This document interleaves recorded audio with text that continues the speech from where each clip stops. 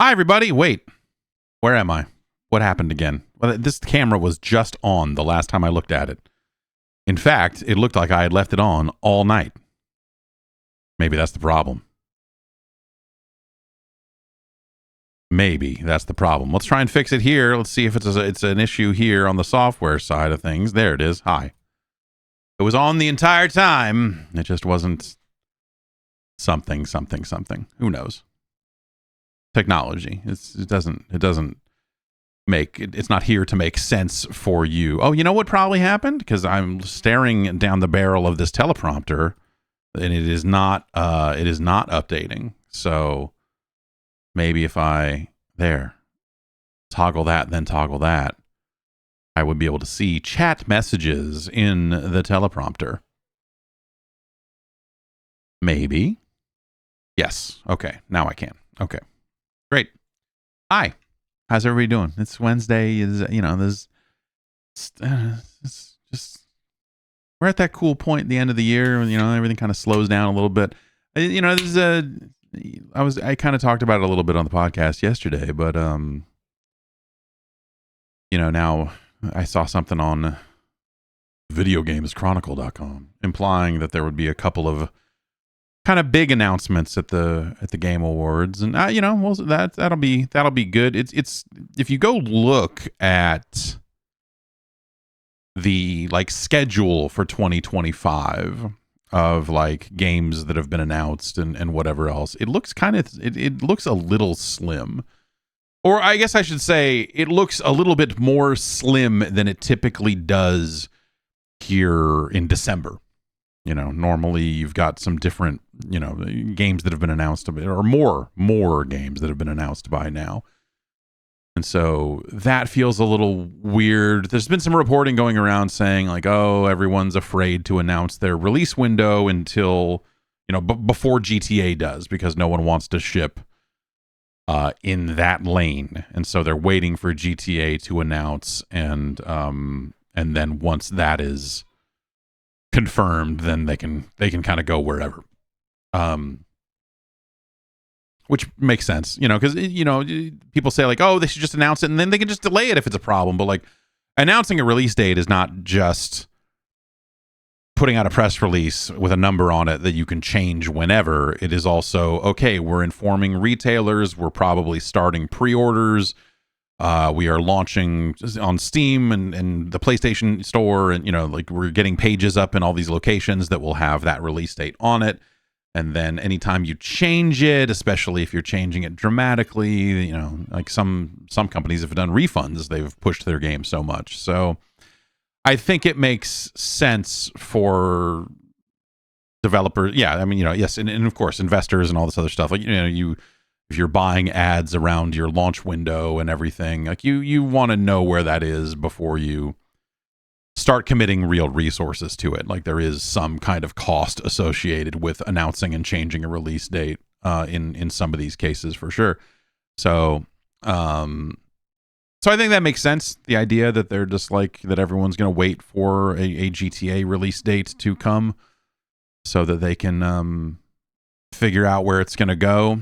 We'll see. I think you may end up getting kind of a backdoor window into that release date at the Game Awards, because they might say something more about Borderlands 4's release date, and they're not going to stack Borderlands 4 and GTA on top of each other, because 2K will not do that. And so whatever date they announce for Borderlands, if they announce a date, they may not, but if they announce a date for Borderlands, that's kind of a window you can go we could ship here and put a game out there, because we know GTA is not going to be taking up that specific month or even quarter, probably. So there are things you could probably infer by some of that. And yeah, there's always the possibility that GTA gets delayed out of this year. Who knows, right? I mean, it's it would not be. I don't think it would be completely out of character for that type of delay. Shit happens, I guess.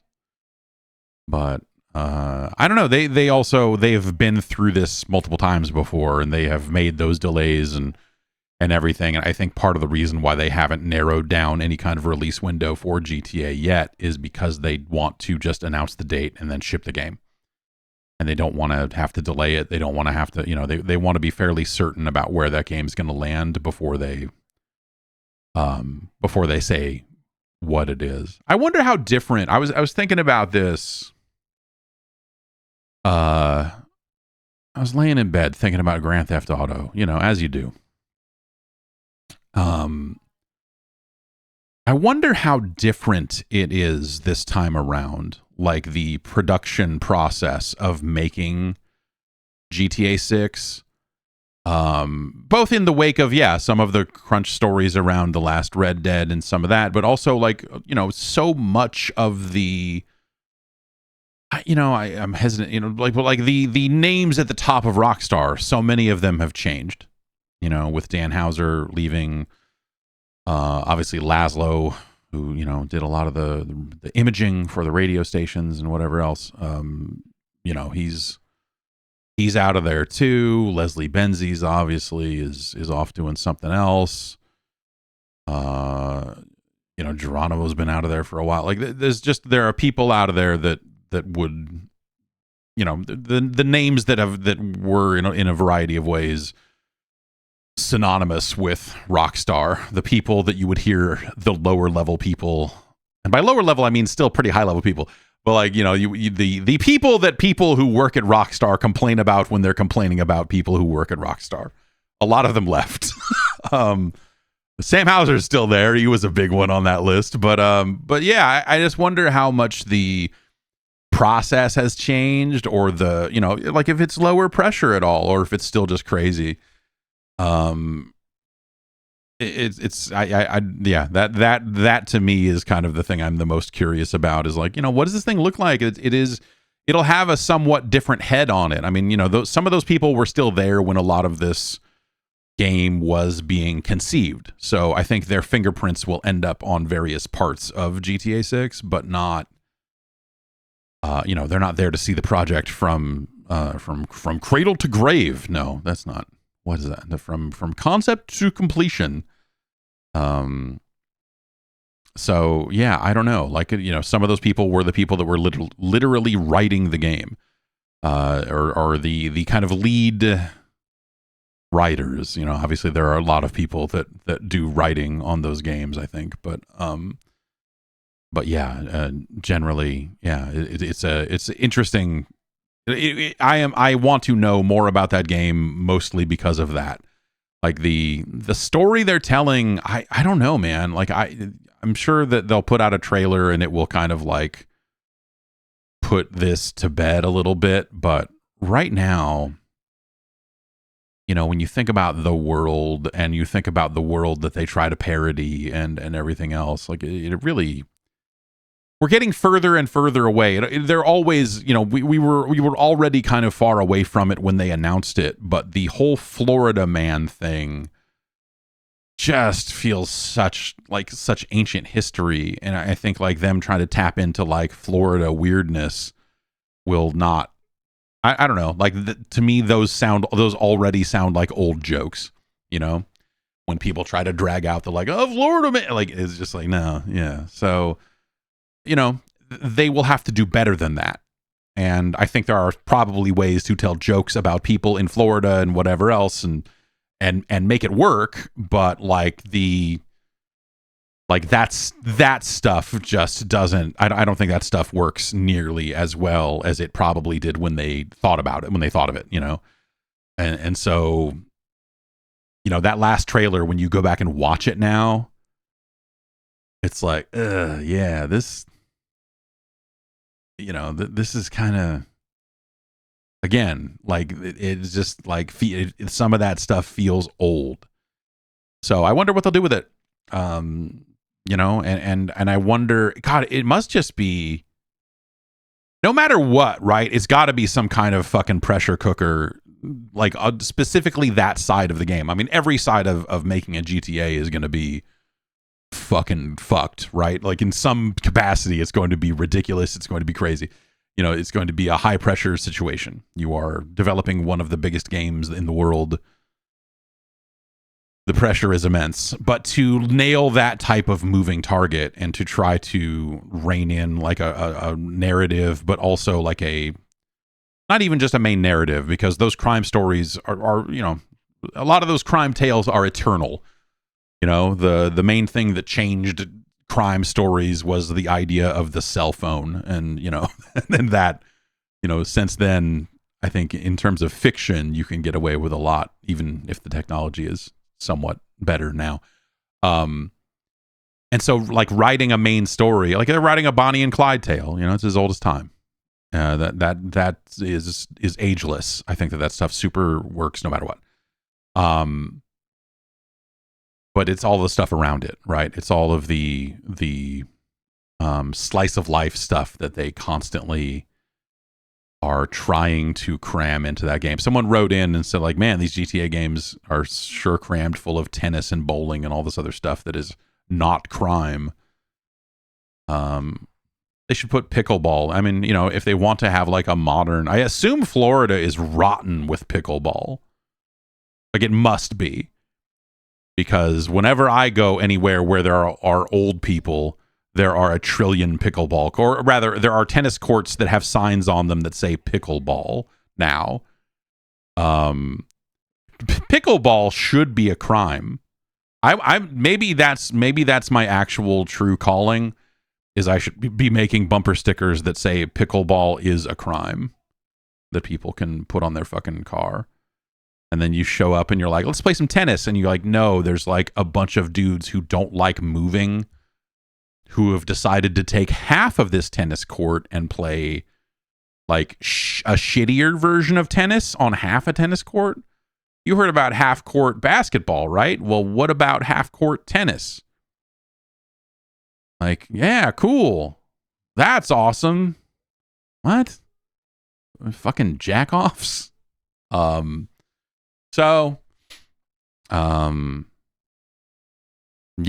I don't know. I think there are a lot of there's just a lot of interesting stuff around GTA that, you know, like I want to see how they tackle it.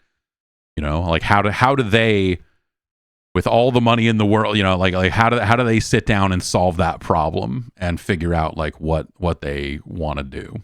I think that's a really interesting thing. Namco Tampo asks, how excited were you playing Halo Combat Evolved when it came out? I mean, it was okay. I don't know. Like, it was fine. We got a bunch of Xboxes and plugged them into the LAN so we could play multiplayer right next to my PC that has been playing that had been playing multiplayer shooters for a good long time by that point. So yeah, I don't know. It wasn't. It was okay. I always thought the movement was really slow. I've said it before. I didn't really care about Halo until 3 came out. 1 was like when people were like, "This is changing." I'm like, no, not really. No, you made a pretty decent first-person shooter, and it's no Quake. It's no Quake. I don't know. Like that's how I felt about it. Was just like, oh, look at this. Look at this slow fucking game. And you can't even play it on the internet. Why are we caring about this? Is because it's the main game that these guys have for their new console. Okay, sure. It just I don't know. It did not. That's a game that all these years later, when you look at it, you go like, oh yeah, people were in college. It's the GoldenEye thing, right? Some people were in college and they played a lot of multiplayer. You know, they could put their Xbox on the dorm room LAN or whatever and play it. So you know, cool for them. I had a PC. We were playing. I mean, fuck, dude. By the time Halo 1 came out, what is the release date? That's like 2001, right? I mean, that's years after Quake 3. That was years after Quake 3.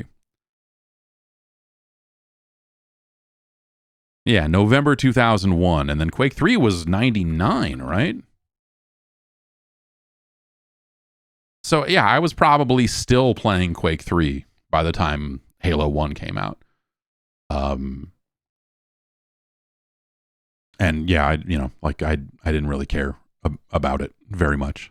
Or to put it another way, it did not seem like that big of a deal at the time, and the people that were falling all over themselves about how amazing it was just like, yeah, I guess, I don't, sure. And then I had to be, when we finally got all the Xboxes in and hooked them up for a LAN game, just is this the thing that people are losing it about? And you play it and you're like, oh, all right.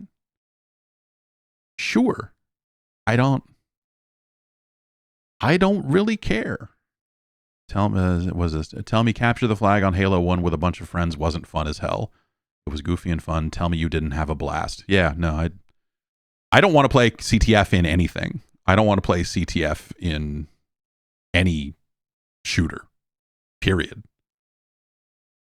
I absolutely fucking despise CTF. I fucking hate it. And so yeah, I don't know, in Halo it's like, oh, you could put the flag in the truck and drive the dune buggy across the thing. I'm like, yeah, sure, I guess. If you wanted a vehicle shooter, Unreal Tournament existed at that point.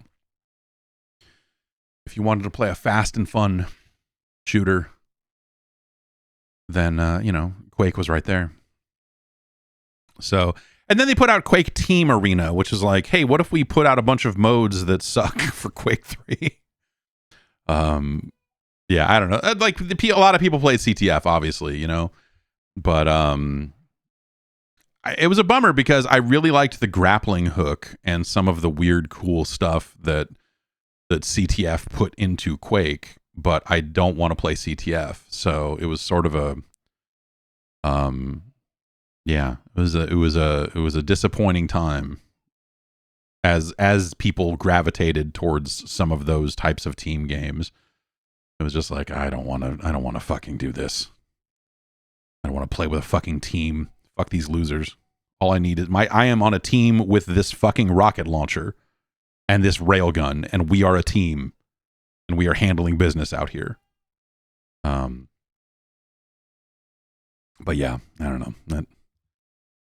That was never really a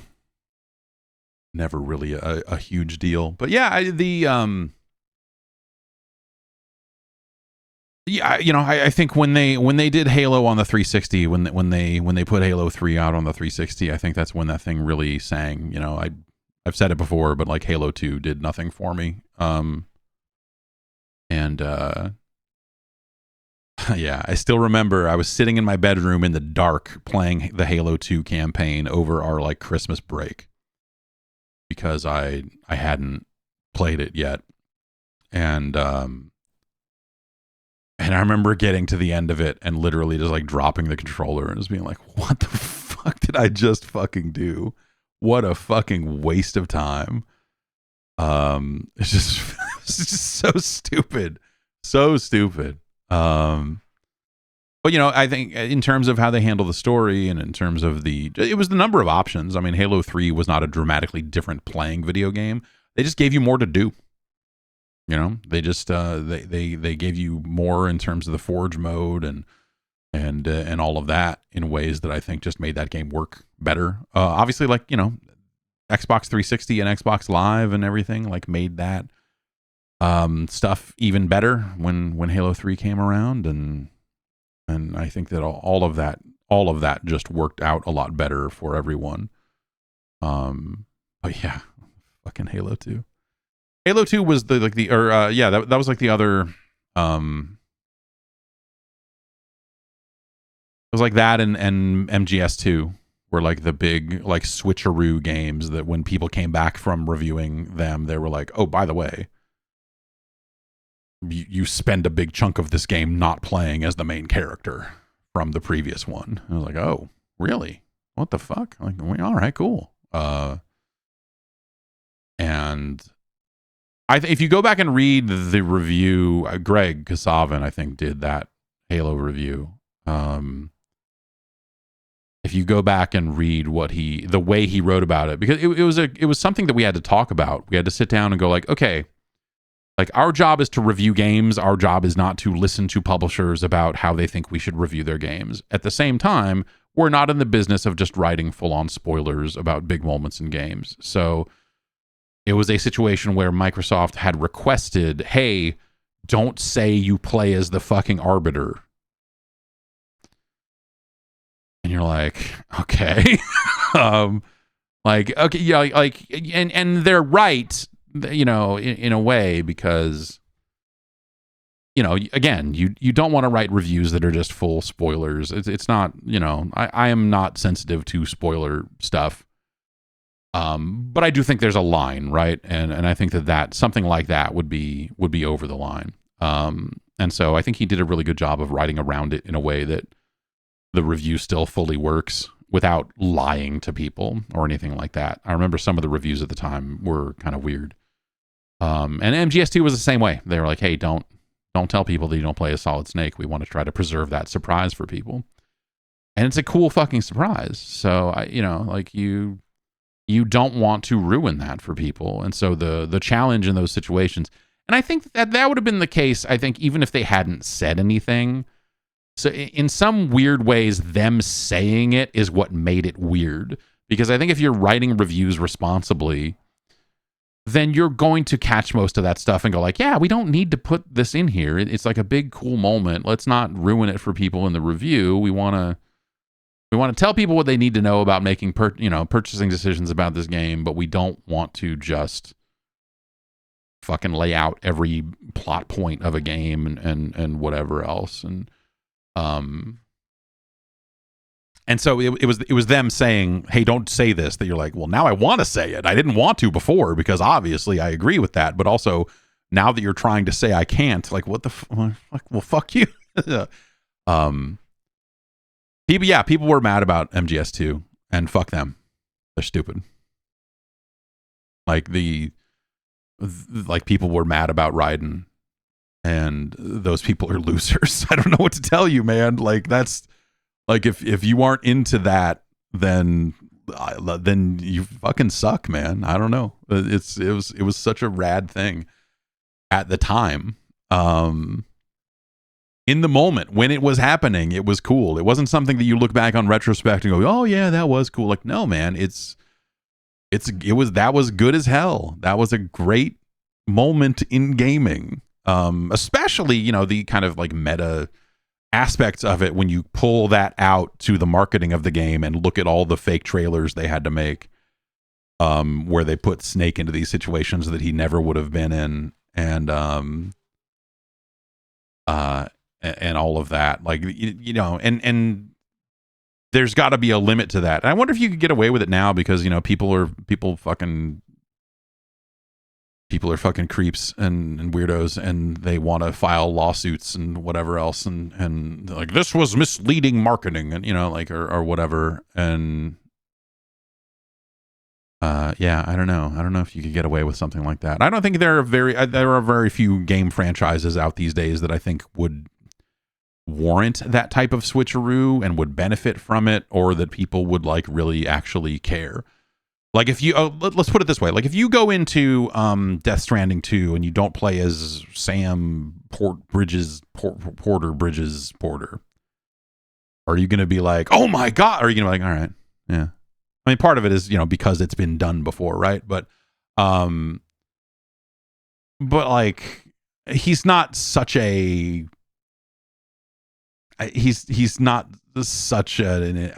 deep, impressive character that you're like, I'm playing this because I want to hear I want to play as this dude, the man from the motorcycle TV show. Like, if he wasn't in that game at all, no part of that would not make me more or less interested in it, is what I should actually say. Is if Norman Reedus wasn't in Death Stranding 2, I wouldn't be like, oh no, like, who cares? Okay, fine. Like, none of those characters are the stars of those games anymore. Hideo Kojima is the star of those games, whether he likes it or not. It's just a bunch of players trying to pick apart the decisions that were made to make that game, and they aren't even all his decisions. It's a whole team that makes those games, and yet all of it gets pinned on him. The good, the bad, everything. I don't know. Anyway, do you think that you know they did say that Kojima would be at the Game Awards? Do you think that it's for a Death Stranding thing? Like that's probably the first one to ship out of all of the stuff that he has announced, right? So I guess it's been a little bit since the last bit of Death Stranding stuff, right? Because around the last Sony stuff, like that was when they mentioned whatever the fucking espionage game is called, and then they did formally announce over the OD, right? They did formally announce the Xbox horror thing, right? So that maybe that would be there instead of Death Stranding 2, but I don't know. I don't care. I don't know. Like I like Kojima's games in retrospect, or I like that he's out there doing his thing. I guess I like that he is out there with a studio getting funding to make things, and I appreciate that someone is out there doing that in the way that he does it, and that it's him. But I don't care about Death Stranding. I will probably never care about Death as they show more Death Stranding 2. It is a really great reminder of, oh, right, this is the sequel to fucking Death Stranding. If I can plop down some ladders and ropes and then get some likes on them, that I might play a little bit of it and just get out there and get me some likes, baby. But other than that, like, I don't fucking care about the chiral network. I don't want to see the fucking weird baby. I don't care. I don't want to see the beach. I don't want to see any of this stupid shit. I don't want to throw fucking piss bombs at fucking goo monsters. I don't want to do any of this stuff. I didn't want to do it last time. I have even less interest in doing it right now. So whatever, man. I don't know, but it's always fun to watch the trailers and just be like, huh, okay, sure, man. All right, which actors did you want to meet this time? Great.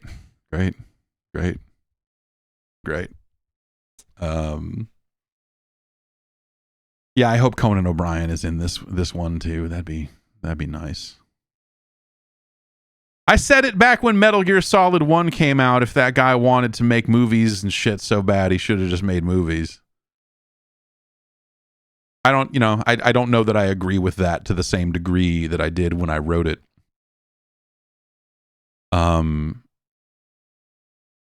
Because movies fucking suck, man. What I actually should have said is, yo, this dude should just be out there making seasons of anime. Because he needs more than 90 minutes to tell his fucking stories. And he should be out there fucking making a bunch of fucking wild shit. But the interactive nature of it is not always the most interesting parts about it. So at the same time, yeah, I don't know. I think he gets more of a pass in gaming than he would if he was out there making films and anime and whatever else. I think I don't know that when you look at the work he does, I think they get away with a lot because it's games.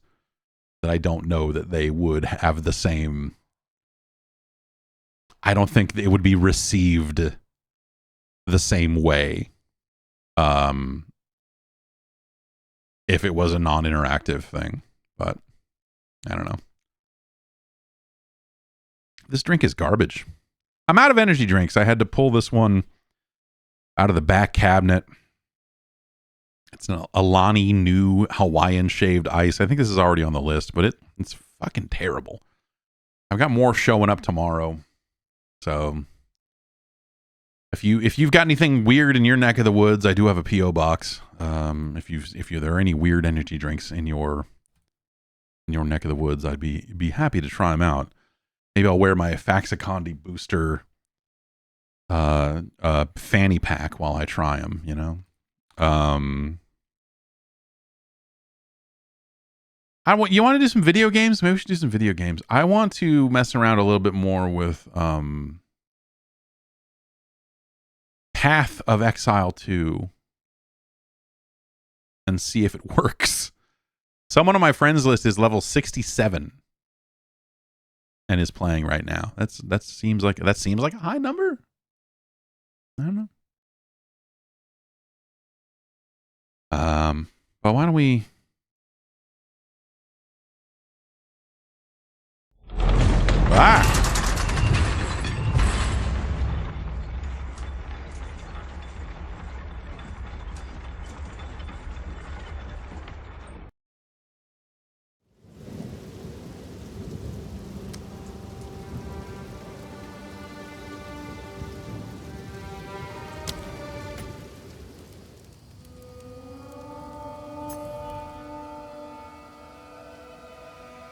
This game,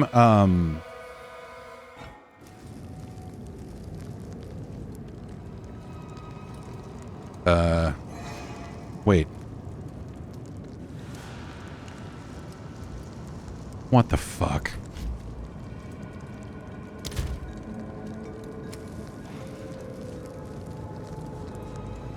So this, you want to know my main problem with this game so far of the time I've spent with it? Is that you can only use mouse and keyboard or controller. One of the nice things about playing a game like this on a computer but with a controller is that the menu management stuff, like your inventory shit, you can just grab the mouse and do it. Here you cannot, because for some, like, it's not Call of Duty. They don't need to be like, you can only choose your input stuff out of game because we don't want people to join a controller lobby and then switch to mouse and keyboard. They'll have a competitive advantage. It's crazy. Also, look at the reflection in my life globe from the mouse cursor. I had not seen that before. That's kind of fucking neat. All right, so I guess I got to quit the game. I don't know why it would have changed to that.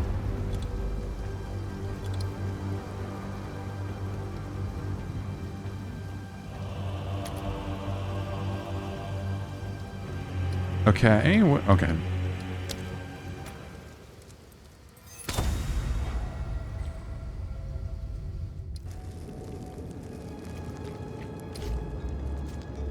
So yeah, like I can't like hit tab to bring, I can't like grab a mouse and like the mouse cursor. Well, you can't see the mouse cursor because it's not being captured, but I cannot grab things. I can hover over them to see the stats, but I can't actually click anything to move anything around in my inventory. And that sucks. Also, when I bring up the compare interface, it wants to tell me more about these underlined stats instead of just letting me move between my items with the compare interface up, which is not awesome either. There's a lot of just UI shit that like I'm finding to be bad.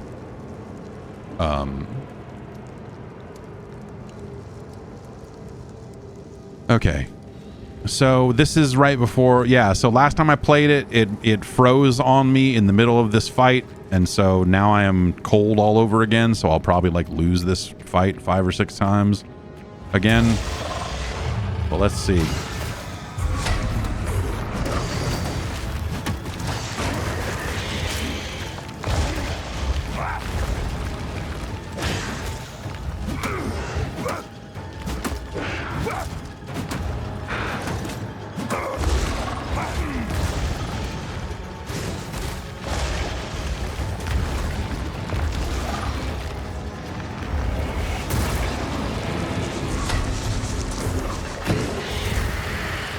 I got poisoned.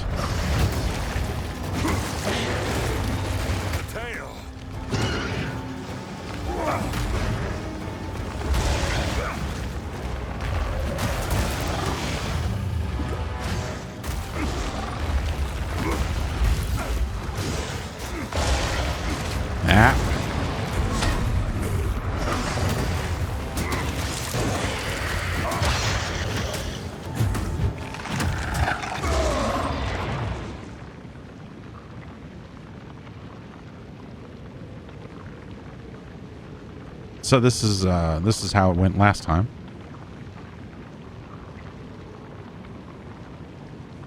Cool.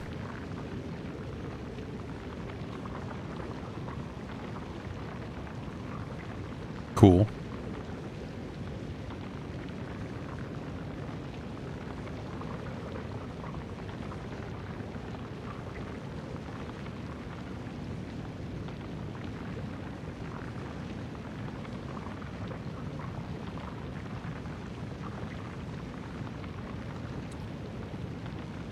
Okay, so that's Path of Exile 2. In stores now.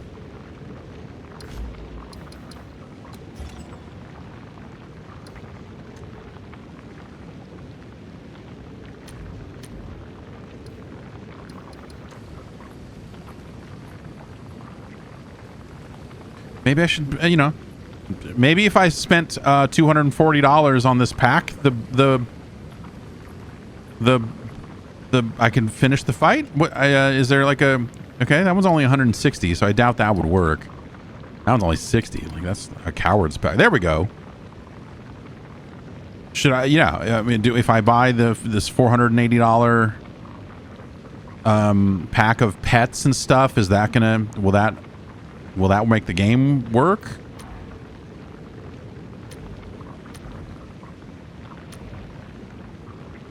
Or no?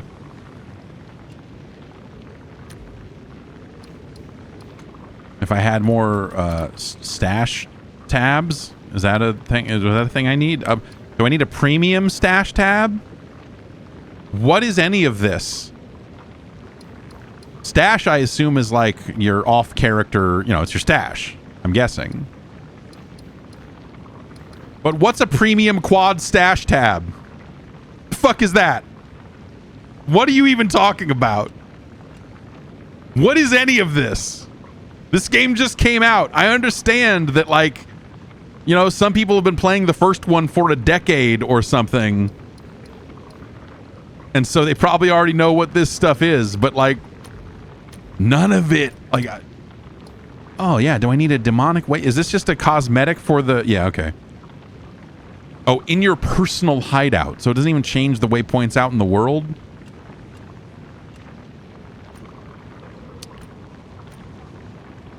Yeah, I don't...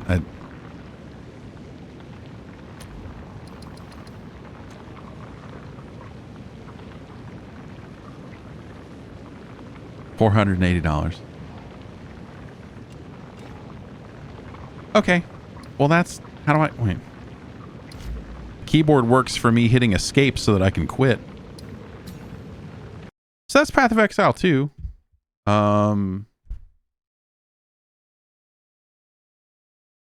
One gets the impression that they have learned a lot about their fan base after years of running Path of Exile 1, and exactly had the answer to the question, hey, do you think we can get away with selling a pack that's $480 at launch? And they're like, oh yeah. Of course we can. What, 480? Why so low? But as someone who, you know, did not play the first game much at all, there's a bit of sticker shock to all of it, that you just kind of come in and just be like, okay, your game is in early access, it seems fucking super busted. That boss fight, that is not the first time that exact problem has happened, and here we are. I don't know, whatever, you know, people sound like that they are digging it, but also it's that sort of game where every single person playing it seems like they're complaining about it. Like any online game at all, like the people that love it, they're just like, I hate how everything is stuttery. Why does everything run so shit? And like, yeah, no, you're right, it does. Why are you playing it? Why don't you just go do something else? Like, you don't have to sit in game, in the main chat in game, complaining about the game, about how it's terrible. Like, dummy, you're still playing the game. Just don't play it until they fix it. It'll probably be fine in a little while, a month, 6 months, whatever it is. But, yeah, I don't know. It's just, maybe a bumpy launch, I guess. Is that what we want to? Is that what we want to say about it? I don't really know. Well, what else is going on?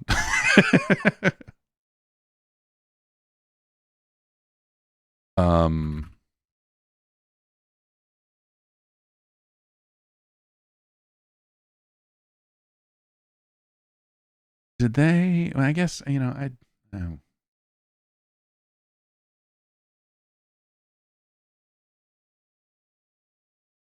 October 2023.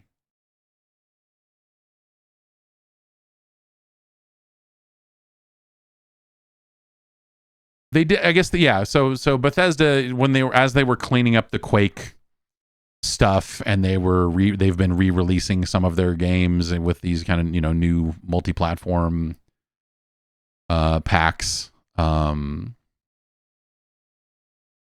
They did not do Quake 3, I guess, because Quake Champions already exists if you want to play a Quake 3-esque experience. Is that probably the thinking there? Is like you're either playing Quake Live or you're playing Quake Champions.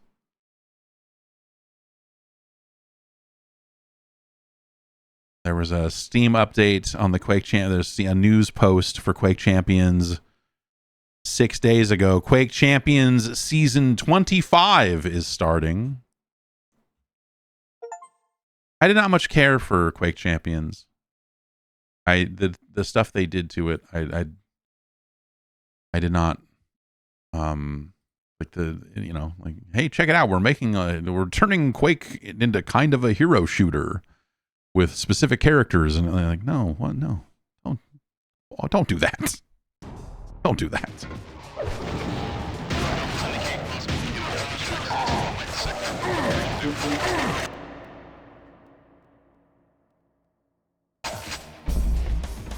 But Quake 2, they did reissue.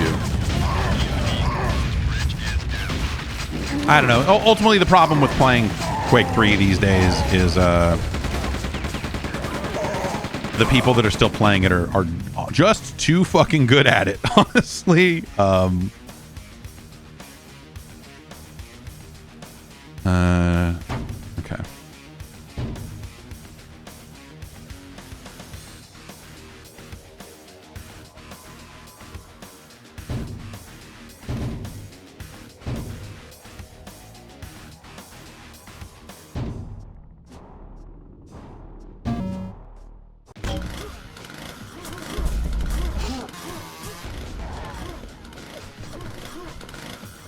I feel like every time I've tried to play Quake 2 since they did this re-release, every time I've been like, I'm going to play some multiplayer Quake 2. That'll be fun. It has always been this map.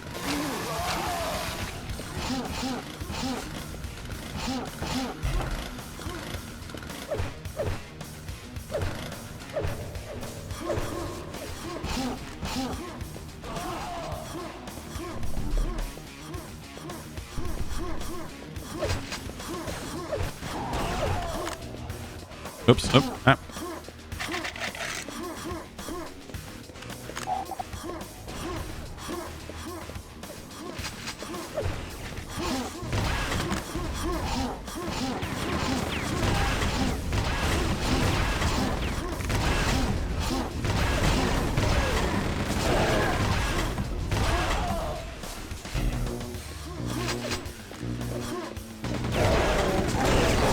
Ugh.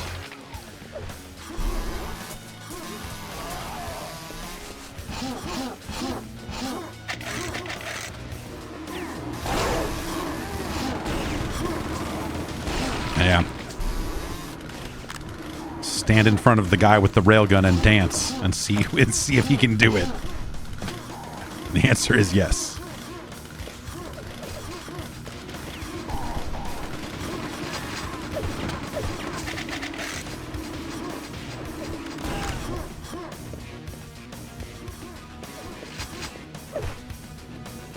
I'm still not used to hearing music in Quake 2.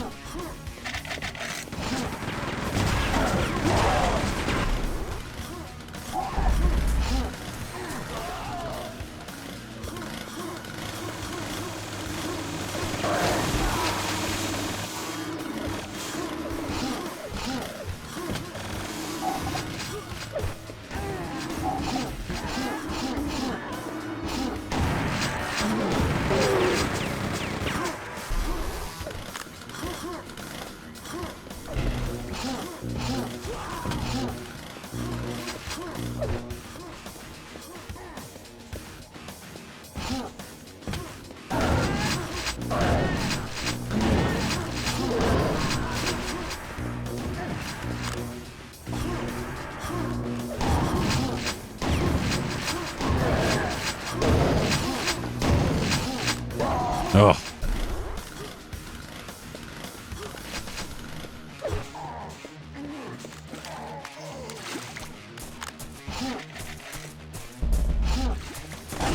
Oh, jeez.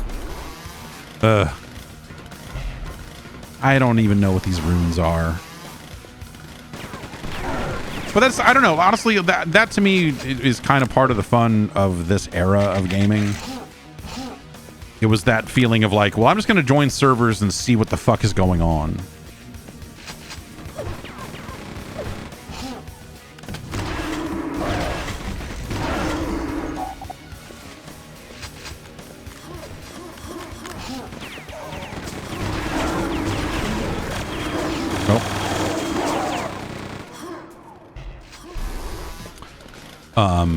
You know, as these games became better about, because that used to be a thing. Like, that was like half the reason, you know, when we talk about GameSpy and all of those sites, like part of it was distributing patches for PC games, but increasingly, you know, they also became great homes for mods for these games as well. And then games started getting better at auto-downloading mods too.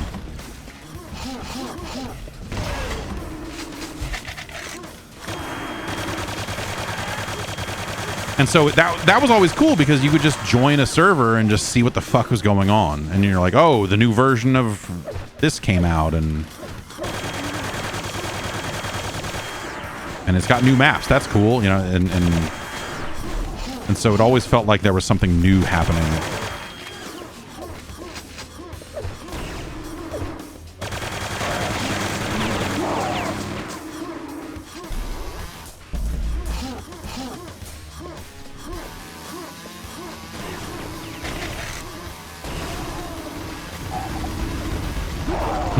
Yeah, well, okay.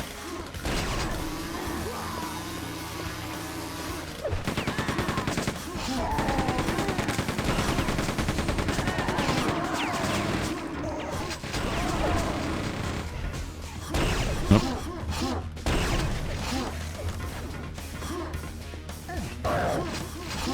Now. Uh-oh. Yeah, maybe my... I think this is the first time I've wielded a railgun-like weapon since I bought a new mouse.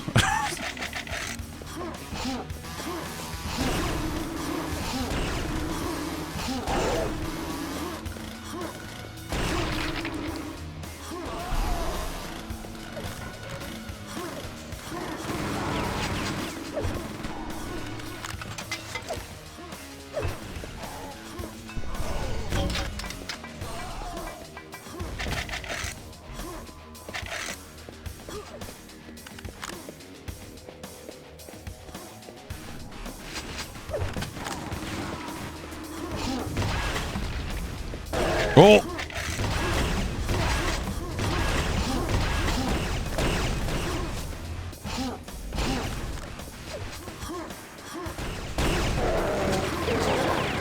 I used to be a pretty okay shot with a railgun, but today I'm not getting it done at all.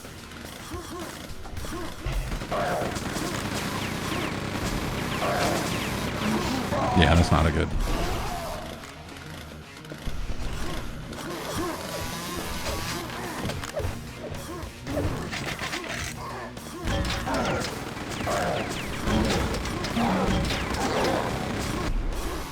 But I always thought this game was cool. Like, people were... I think people shit on Quake 2 in retrospect. And some people at the time did as well. Because the speed of a lot of it was very different from Quake 1. It, you know, like, the rockets coming out of the rocket launcher come out slower than, you know, Quake 1 did. But, I don't know, man. I thought this game was fantastic.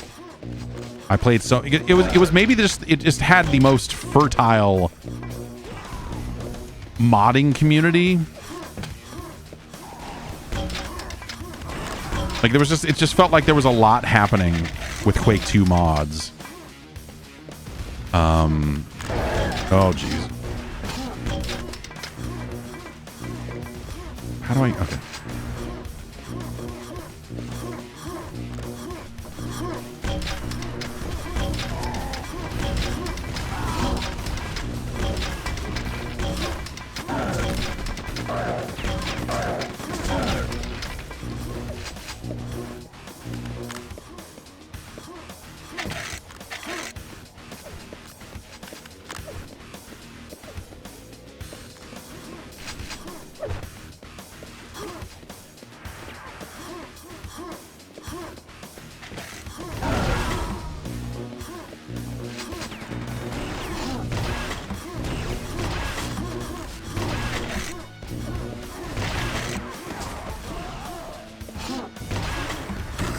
Oops.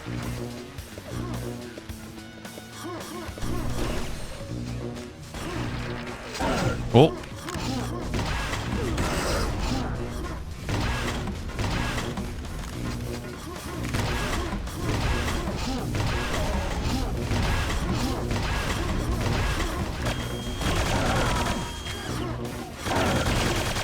Oh.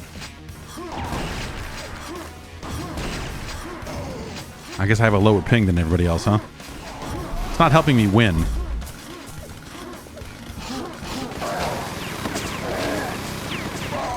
Oh.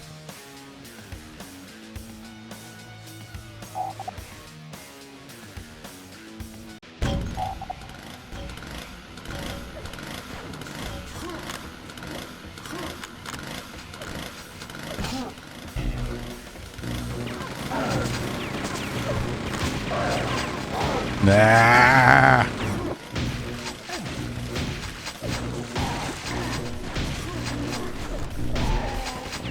Are these bots? What's going on here?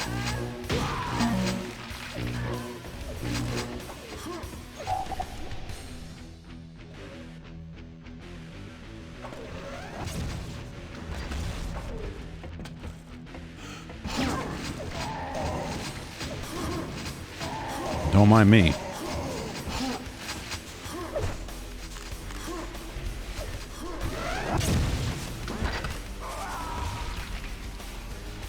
Fuck yeah.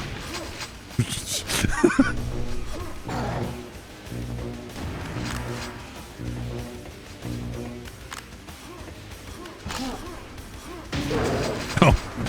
Okay. Okay.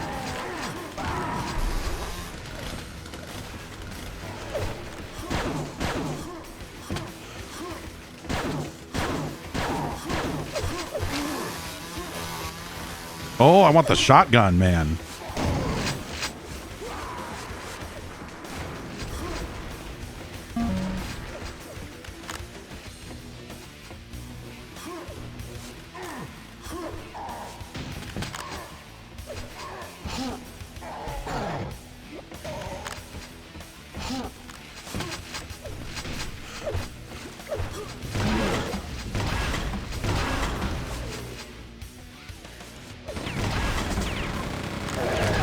Oh, you're...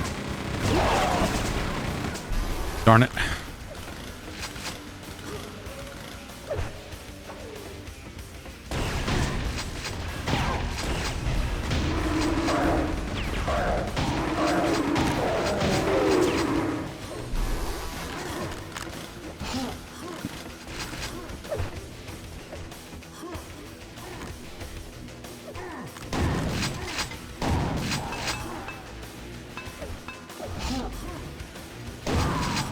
Hello.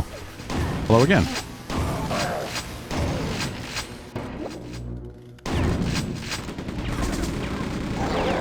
Just walked right into it. Stupid. Did you see that Epic updated the Unreal Tournament page that they maintain? It's like, it's cool because they're acknowledging that old Unreal.com site exists and that you can just go there and download the games. And so that's neat. But also it is a full timeline of the Unreal franchise. And when you scroll down to the bottom of it, it's like, oh yeah, Unreal Tournament. Yeah, we were working on that game. And then we canceled it. Like, they include that one on the list.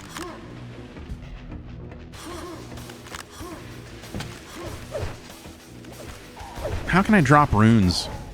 What do I have mapped to a rune drop button here? Well, that'll do it.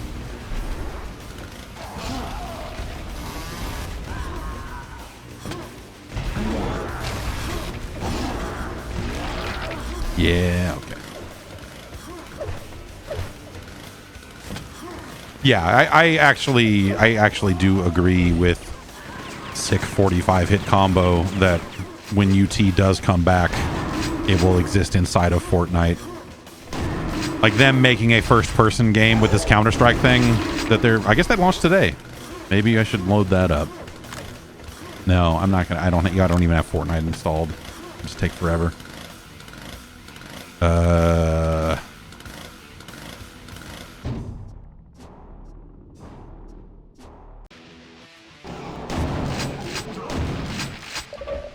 please contact Microsoft for further diagnosis is a really funny fucking... It's a really, actually a pretty fucked up message to see inside of Quake 2.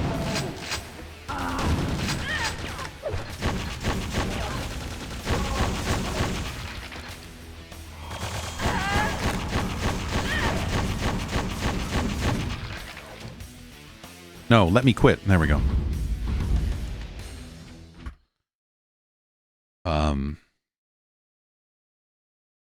Was it Ballistic? That was it called? Yeah. But I guess what we could play, I might have to, I don't know if I'm gonna have to create an account. But I did install. Wait, why does it say get? I already got. Okay, launch.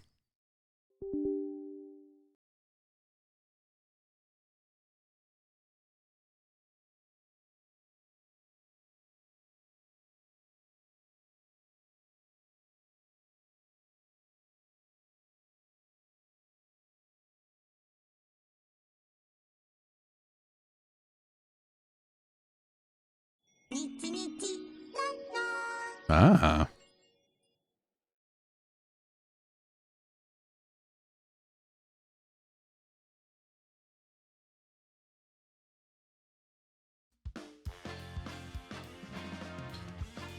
Oh, okay.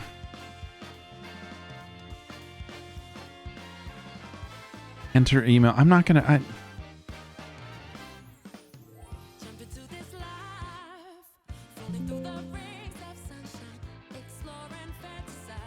Hang on. I gotta do a bunch of weird fucking login shit.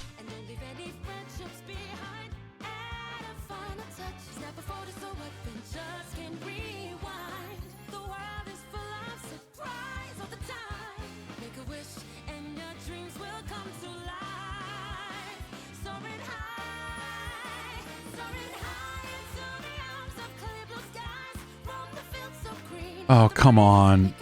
Use the arrows to rotate the object to face in the direction of the hand. Hang on, I'm rotating a shoe.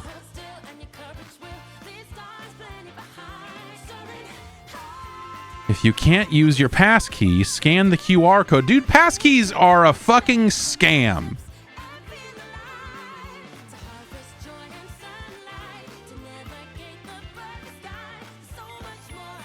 The world is not equipped to not log in with a fucking password, dude. Passkeys are a cool idea, and I'm going to say a full 60 to 70% of the time I use them, they are fucked. Best Buy switched to passkeys at one point, or they enabled them. And I was like, cool, man. Yeah, I want to try all this passkey stuff out. But they had not updated their mobile app to be, like, aware of passkeys. And so... you just couldn't log into their app. It's since been fixed. Okay, how do I even get the... Open the link in the email using the device. Okay, if I can't scan the QR code, I can scan the QR code, but where in the PlayStation app do I do that? They don't make it prominent. The thing about the Steam app, God damn it, is that they will they put a button at the bottom center that is like, yo man, passkeys. And you're like, yes. PlayStation Star's terms of service? What the fuck?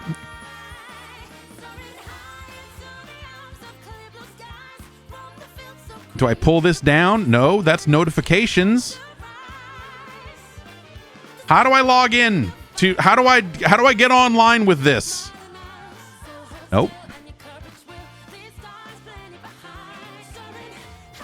I can fucking navigate my PS5 storage from here, but okay. Privacy settings, family. No, this is account info and no. Nope.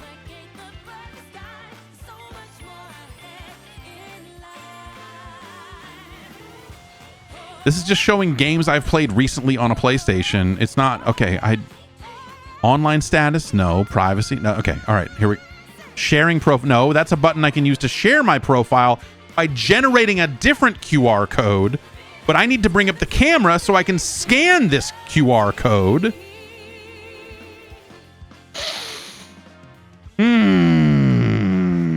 Okay. Is it on the friends list? It is not.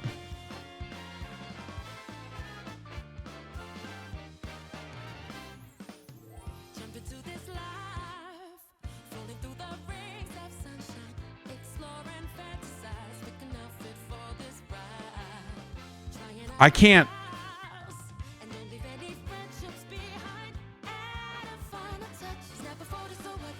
I've done this. I've logged into a physical PlayStation with my phone before, but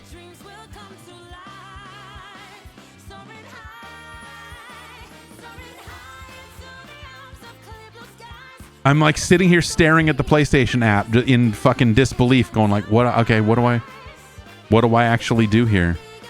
What do you want me to do here?" There's no button here in this app anywhere that is like clearly like, hey, I need to take a picture of a QR code, or hey, log in, or hey, there's like nothing.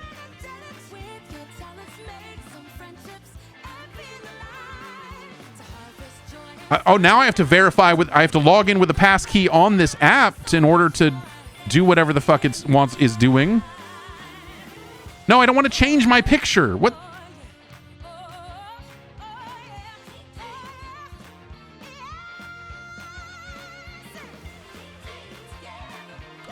Okay, it's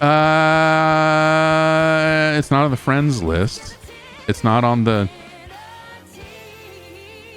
There's like 5 little buttons on the bottom here, and there's...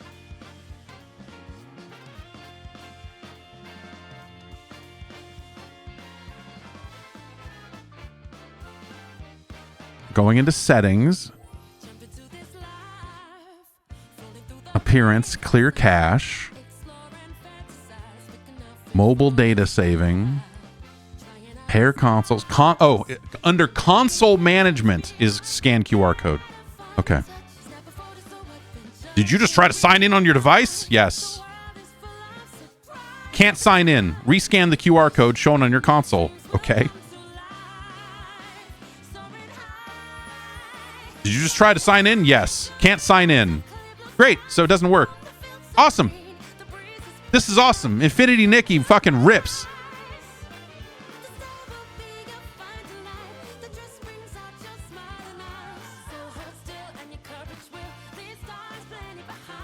I'm not going to log in with Facebook. I'm not going to log in with Apple. I'm not going to log in with Google. And I'm not going to register for a brand new account. Fuck this. Fuck this.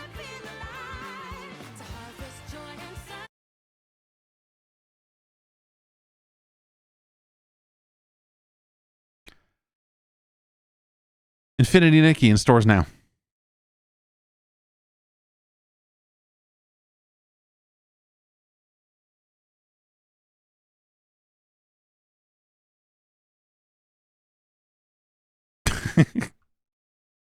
Oh, man.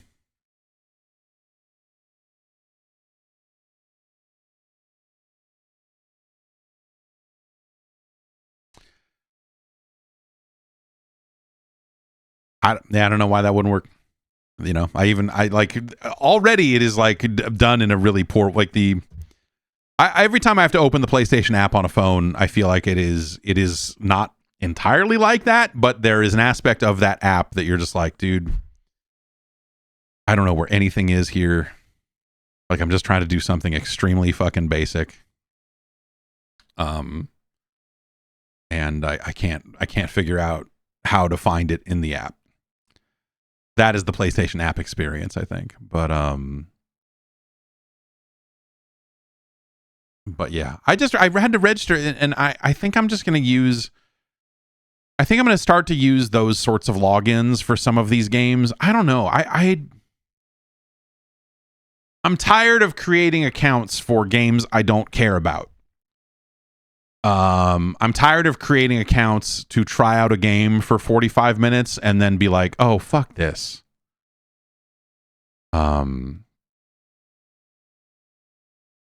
Like Delta Force. I had to jump through a bunch of hoops to log in to sign up for a Delta Force account and get my level infinite pass. that works for 5 other fucking extraction shooters that they apparently make. It's like, I clicked on the link that was like, what other games can I use my fucking Level Infinite pass to log into? And it was literally like 3 other extraction shooters, like 1 that I had heard of and 2 that I was like, oh, what the fuck? It's like, Jesus Christ, people. And I, I might never play that game again. I don't know. Like, I don't think it's fun. I don't think it's a good time. So I don't see myself ever using that account ever. Or by the time I go to use that account again, I will have forgotten that I made it, and I will sign up for an entirely new one and go down that road all over again. I don't know what the answer is, man. There's something, like, there is something about that specific style of free to play. The First Descendant, Infinity Nikki, and you probably even say like Genshin Impact and some of that other stuff that it's really, yeah, I don't know, like they do a bad job of like fully getting you ready for what you're in for, which once you've played a few of them, you know exactly what you're in before you get there. But it's just like, I think there's a right way to do free to play. I think there's a right way to do microtransactions. I think there's like people have proven that they will play a game like that. People have proven that they want cosmetics in some of their games. But there's something about the way some of these games do their grinds and some of the way that they trickle out their content and whatever else, that you just go like, I don't want to fucking dick around with this. Like, I don't care enough about this, and I just don't want to do this. And so that's, I was thinking about that in the context of the Game Awards, because obviously that's tomorrow. And like, what's the over under on like Chinese or Korean style free to play games that you've never heard of being announced on this show or being shown on that show? And you look at all of them and you go, that looks okay. And then you remember like, oh right, they're gonna fucking, like, all those games are gonna be like, do you want to play for 200 hours to get enough fucking tiny bits to forge a sword? Or do you want to maybe buy one? Or do you maybe want to do, like, all of that stuff? And yeah, man, it's very tiresome. I don't know. Like, the number of games that I get emails about that I just like, I'm like, okay, I'm not going to touch that. Like, especially games that aren't out yet. There's a certain amount of like, once a game is out and you can just try it, it's like, okay, yeah, I'll give it a go. But like, I don't need to go see it ahead of time. Like, none of that stuff is interesting enough to be like, yes, I want to be one of the first to see this, blah, blah, blah. And so I think it's very easy to kind of take a back seat on a lot of those games. And I think once you've given yourself over to like, I'm not going to chase down coverage for games like that, I don't feel like I need to. You realize just how many there are. And you're like, by how many emails you get, you're just like, no, I'm not going to go. I'm not going to go to this event to see this game. It's just because you have one new level over what you showed last time you showed. No. And it's it's a weird. It's just one of those. I think it's another one of those things that is contributing to just kind of a weird feeling in the video game business these days. Is seeing so much of this shit just being shoved through the pipe. And I assume that, a lot of them do find audiences. You don't, like games like that, you don't hear about them immediately shutting down. I guess I'll say that. It's not like X Defiant where they just fucking yank it and just go like, oh, fuck, yeah, this isn't working. Like they'll keep at it for a while with some of that stuff. And I try to play one every so often just to just to get a feel for like, okay, what's going on out here. And so that's, I think that my game for this calendar year was The First Descendant, where I was like, okay, I'm gonna see what the fuck this thing's all about, because there is a game there. It's the most frustrating thing about it, really, is like there's aspects of that game that are like, oh, you go, okay, this is kind of cool, and then it is layered with a bunch of shit. And we'll see. Yeah, Marvel Rivals, like, I don't know, people just seem excited about it. It's what they hit like 10 million players, and you know, like, it's just kind of doing their thing. But like that's, you know, that is a studio sitting down and saying, we see an opportunity in the market. There's an Overwatch shaped hole in the market right now, and we think we could fill it up. And so they did. It just so happens that the game is actually apparently pretty good if you're looking for that sort of thing. So, I mean, good on them for that. But, I mean, that's a little different because it's not a game where you're grinding quests for, you know, potentially. That's the thing about I mean, I don't even want to load it up again. I do kind of want to load it up because I'm curious to see what they've shoved into this game since.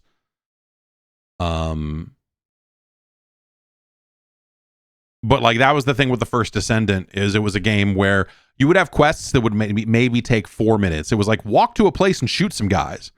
And then once you've walked to the place, you can start the quest over and over and over and over again. And, you know, there's an item that drops from completing this quest, but it only drops 3% of the time.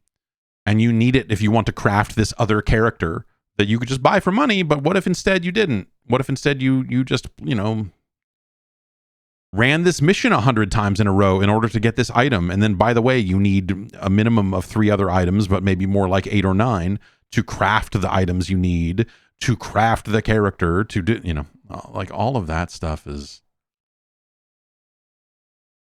I don't know, man. I don't have I don't have the stomach for that. But like, you know, I don't have the stomach for Marvel Rivals either, but that's more of a like, hey, I reached a point with Overwatch where I was like, you know what? I don't like this game anymore, and I'm going to uninstall it. And so any attempts to make games that are like Overwatch, I don't want to play them. I think that was part of my problem with X-Defiant, is, you know, by putting ults in it and stuff, they're kind of, you know, it was the Black Ops 3 and 4 problem, I guess, too, because they did that there too. But like, I don't especially like that style of game. And I don't really have any real affinity for the Marvel characters to kind of drag me into it. So Marvel Rivals, you know, I played a little bit of the beta and was just like, yep, this looks like exactly the sort of thing that they said it was. And you're like, yeah, they sure did make this exact thing. And for some number of millions of people, that will end up being an amazing game for them, and that's cool. And I hope they do the monetization, you know, responsibly, as much as they can, I guess. You know, you wonder if it being a licensed game, if that kind of reins them in a little bit in terms of like what they could do in terms of monetizing it and everything else. But that remains to be seen. I guess like that answer is probably out there, because this is not the first free to play Marvel game, right? I know that there's been plenty on phones and whatever else. So I'm sure there's plenty of examples of like egregious things for sale. But that's the hard line to walk. Like it's, you know, there are people out there who are just like, if you're selling things in your game, I'm not playing it. And then they're very hard line about it. And that's, you know, that's cool. You can do that. I just don't think that that's a responsible way to cover games either, you know? And I think that like there has to be a middle ground here. There has to be a way for free to play games to exist. I mean, whatever, there already is, right? And the market tends to not frown on maybe as much as you would like, but like, I think the market handles, like, when games are way too egregious about their monetization, I think a lot of the kind of sensible players stay away. They see that and go like, I don't want to engage with this. The problem is, I think you have a lot of players that are not sensible players, and people have had conversations about like compulsion loops in gaming, and the same kind of things that get people hooked on gambling. People that would have gambling problems lead to situations where like they want to whale out big time on these games and spend insane amounts of money, and that they're very vulnerable to it. And so, how do you walk that line?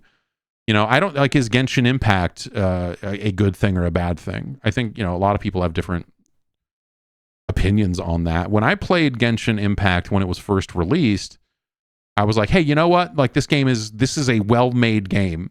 And yes, there are opportunities where you could spend way too much money on it, but don't. And the answer was always like, hey, just don't do that. But some people are unable to not do that when it comes to games like that. And so I don't know what the answer ends up being, right? It's you're not going to get anywhere by saying like, this is like gambling, because gambling is in the process of weaving its way into even more parts of culture all the time. And so it's not like you're going to like stir up some outrage. And when it gets too weird, when kids are coerced into buying things, you get a lawsuit that doesn't really, that like Epic got its slap on the hand. Like Epic is starting to pay out some of the stuff they did with Fortnite, where they dark patterned their way into some players saying, hey, I didn't even mean to buy fucking V-Bucks. What the hell happened? And some of those players are getting their refunds, as well as some payouts from whatever lawsuit that was, or whatever action took place there. That was in the news this week. But like, that is not going to change anything. You're just going to, especially, I think, the United States government has never been a great arbiter of this stuff, and they're going to get a lot worse at it here in a couple weeks. And so you can't look to them to necessarily solve it for those reasons, and it's been nice to see the EU taking action in some of this stuff around the antitrust things and some of the other stuff that they've done, because I do think that there's like you have to like walk a line on that stuff, and in order to establish the line, you need someone on the other side of the line willing to fucking sue you for fucking it up.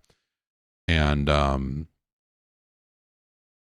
that's not going to come from the United States government. I don't think, at least not for those reasons. They'll find different, like, this is, someone's going to fucking introduce a bill because we've got to ban Among Us because it's teaching kids to murder. We'll probably go down that panic road again here at some point over the next few years. And we'll see how it goes. But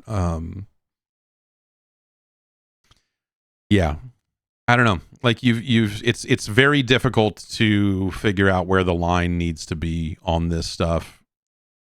All I can do is play stuff, and I think you inherently see it. As you play the game, you go like, oh yeah, this stuff is nasty. This stuff is way too far. This is and this stuff is probably okay. Like I like, there's nothing inherently wrong with a battle pass, especially for a free-to-play game. And I think when games try to have it both ways, and they're like, hey, buy our $70 game, and then now we're going to fill it full of skins. It's a bummer, but, you just don't do it. It's, that is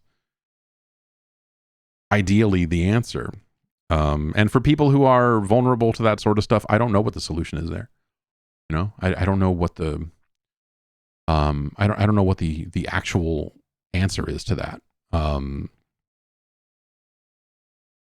Because at some point you're having like the same conversation you would have about alcohol or something, where you would say, well, there are plenty of people who can handle this and it's not a problem, but there is a percentage of people who simply should not be allowed to buy alcohol in the first place. And that's not something you're going to regulate. You're not going to bring back prohibition. Not that would work in the first place. We'd be fucking drinking rubbing alcohol again, you know? Like, it'd be that would end up being bad all over again. So the answers are, I think a little difficult on this stuff. But like, I do think that there are people reaching for some of these arguments where like Balatro comes up in some of these conversations where people are like, Balatro is promoting gambling. And just because it doesn't sell things in game doesn't mean that it's not a problem. And like, I don't know. I think I just had a very different relationship with card games, you know, for that to, whether it's just like, well, because it's teaching you the rules of poker, it is bad. You're like, no, like, I don't know. Like, as a kid, I played poker for no money all the fucking time. And so the idea of like this being, I don't know, it's just, that just seems like a silly conversation. Like, is there something there where like, hey, but is there something to the argument that like Balatro is maybe a little, like that there's something compulsive about it? Sure. Yes. But not in the way of like, it uses cards. It's more like, like you are like, there's risk and reward here. There's all of this other, like you want to play just one more game. Like, like there is something about the kind of like addictive personality or the addictive properties of a video game. It's why it's really shitty. And I'm not the only writer that ever said this. But it'd be one of my least favorite things that writers would do when covering games is they would be like, this game is super addictive, you're gonna love it. And like, I think describing a game as addictive, especially as a positive quality, like, yeah, this super, it's so cool, you won't be able to put it down. Like, but to straight up say like, you're gonna be a junkie for this game because it's like, what are you saying? What do you actually, like, these words have definitions, like, break it down. Are you saying it's a good game that you will want to keep playing? Because that in and of itself, not a bad thing. But if it's like, you're going to be jonesing for a hit of this. Yeah, like, it's just fucking, it was just a very strange, and I think you still see that here and there. But that was something I started editing out of things when writers would use phrases like that. It was just like, okay, this is not the right way to talk about this game, unless you literally mean, yo, like this game is fucking, like, like, which was never the case when that type of terminology would come up.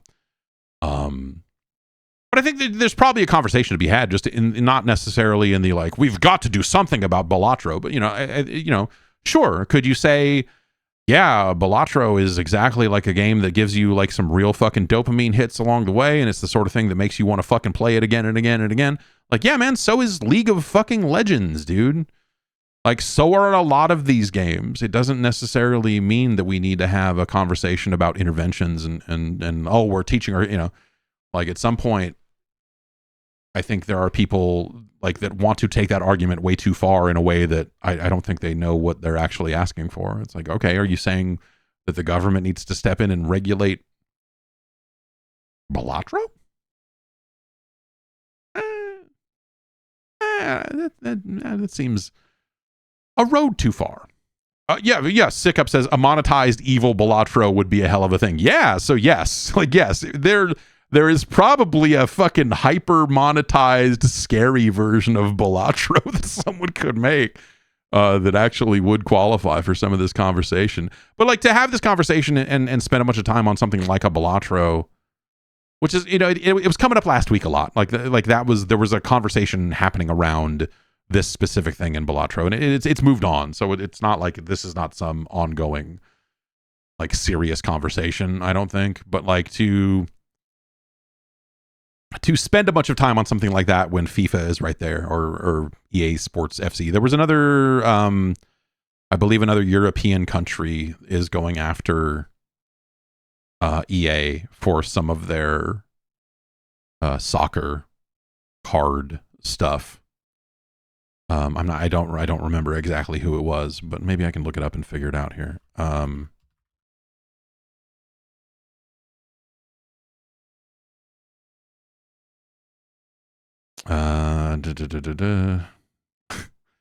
I can't just type in the name of the game and click news because it's all of these news stories that are quote unquote news stories that are just like, here's the new cards coming next week. 9 central midfielders with the highest potential ranked. Team of the week 13 card predictions. IGN just ran that story 16 minutes ago. Ugh.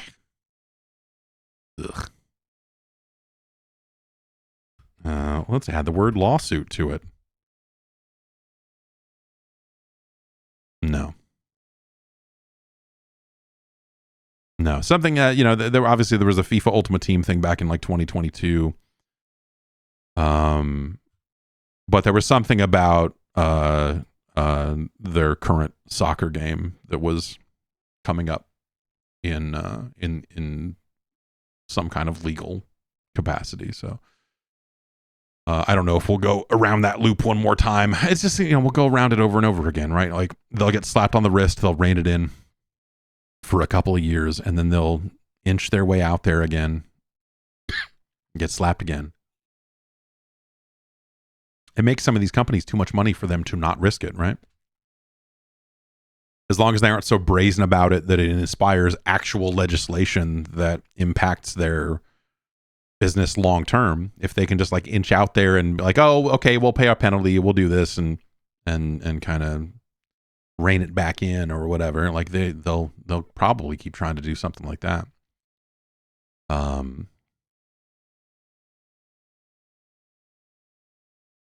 Maybe just fire up some video games here.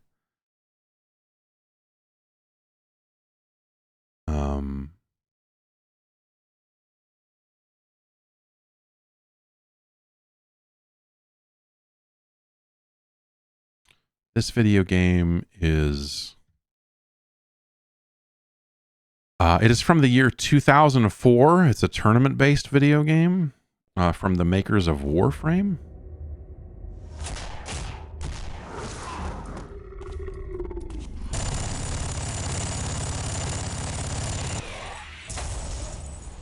It launched in a very small window, which is frustrating because I thought I configured the resolution to be better than that.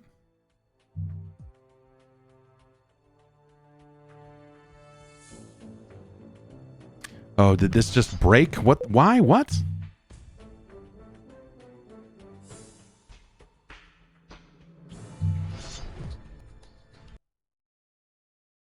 This was working last time I loaded it up. Oh, that's very frustrating.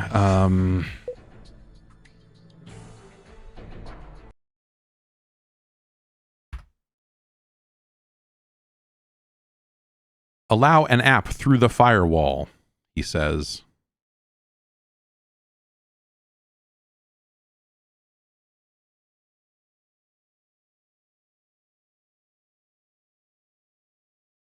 It already is set to be allowed through the firewall.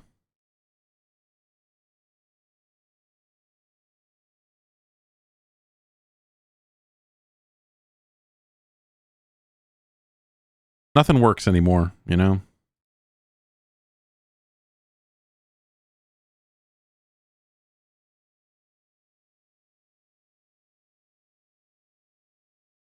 I tried to click the settings. Okay, there we go. Let's see. Let me go into my Steam directory, common. Where is the...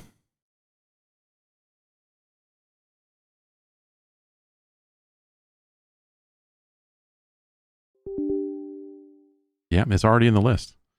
It's already being allowed through the firewall, you piece of garbage. Oh, man. Let's try just relaunching it. Maybe something magic will happen.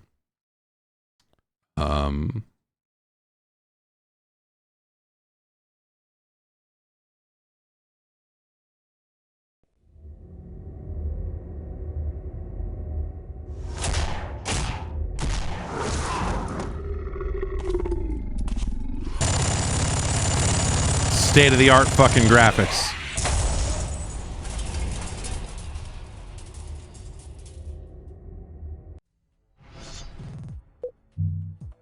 Yeah, that's...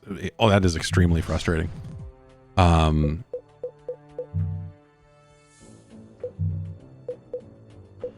Team name? Team.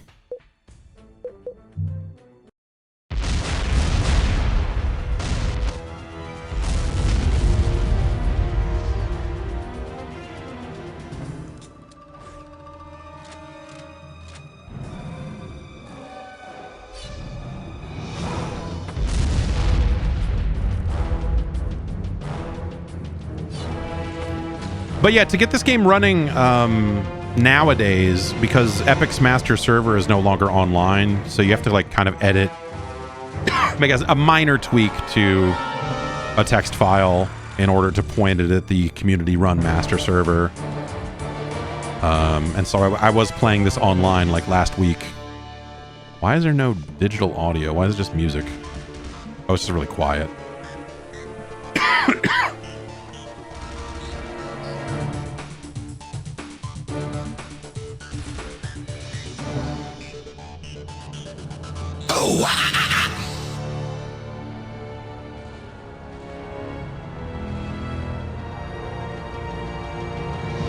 I forget what the single player in this even is, man.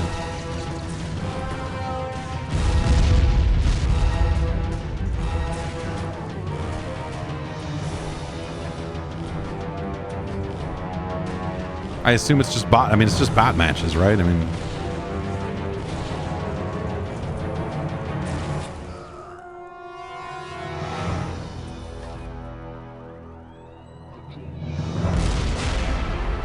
This is very funny with all of the audio being way too low to hear.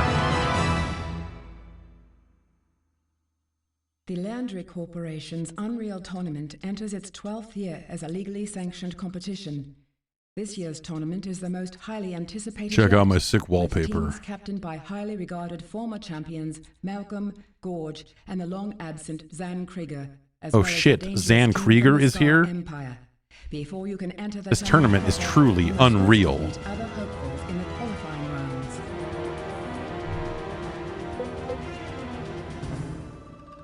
All right, let's...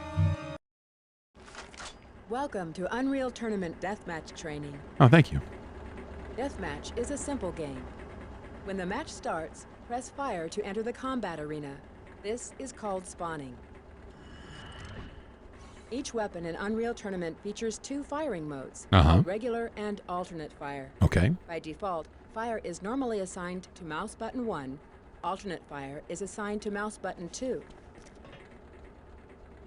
Well, thanks for the help. You start the match with two weapons. First, you have the assault rifle. Regular fire is a medium-speed bullet attack. Decent in a pinch, but you'll really want to find something stronger. Alternate fire launches a grenade. Hold the button down to charge the distance the grenade will fly and release to launch. The other weapon you start the match with is your shield gun. Primary fire is a high-pressure melee attack. Simply hold down the button and charge up the attack. Get close to your enemy and the gun will auto-attack and dole out some serious damage. Good, good. Alternate fire is a shielding device. This mode is very useful for deflecting attacks in combat and can be particularly powerful in team-oriented matches. While the two weapons you start the game with are good, you'll quickly want to explore the environment to get another weapon. Bear in mind that once you find a weapon, you'll also want to look for some extra ammunition for it. Ammunition is usually located in the vicinity near the weapon's location. Got it.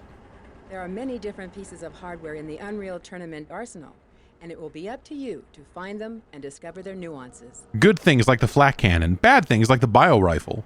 Next, we're going to discuss movement through Okay, No, what, did that quit the whole game? I mean, good on him for having a quit the whole game button right there, I guess, but oh my god. I just didn't want to see this. I was just done with the tutorial.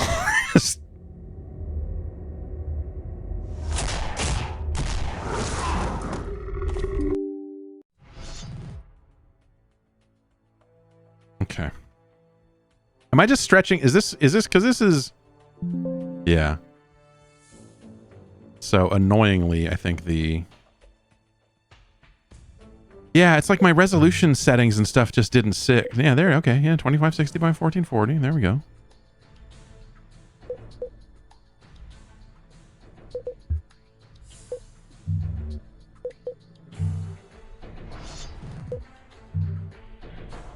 Yeah, I mean, I turned the firewall off completely and it is still giving that message, so...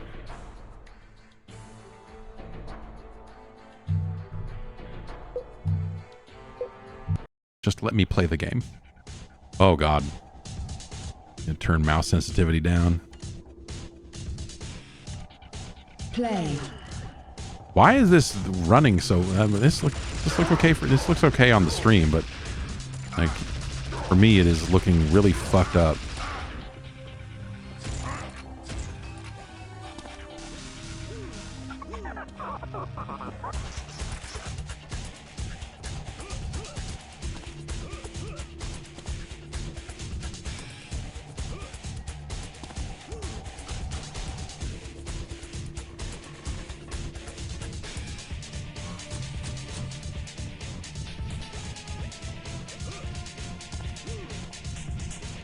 Like, it is set to 2560 by 1440, but also this looks like a 4:3 image that is set to, like, that is being stretched out or something.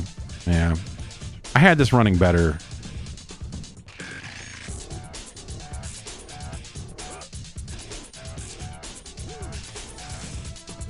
Where'd that fucking guy go? There it is.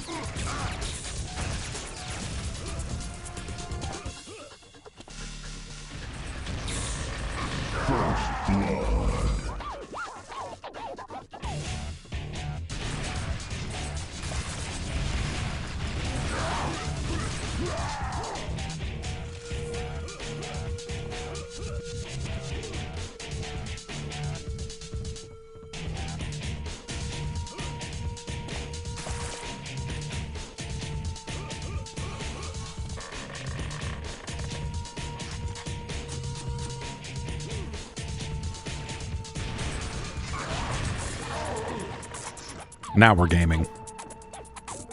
Whatever, it's depressing, like playing against bots. Last time I fired it up, there were a handful of servers that had people on them, so it seems like there is still something of a community for UT 2004. I feel like last time I fired up UT3, that was not the case. Is that it just seemed like it was harder to find players.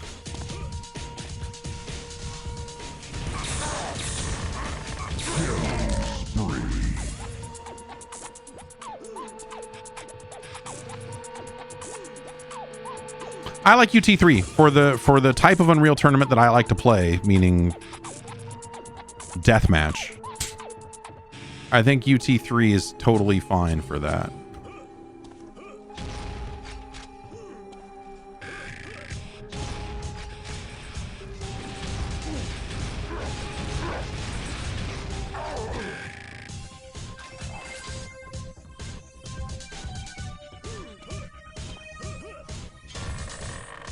Yeah, this was, you know, like, again, like, I was always about the just like map of the week, like what's going on, like what people are constantly making maps, people are constantly making mods, and just being able to fire up this game or Quake 2 or 3, and just every time it was something else, you know, every time there was like something new, something that you hadn't seen before, and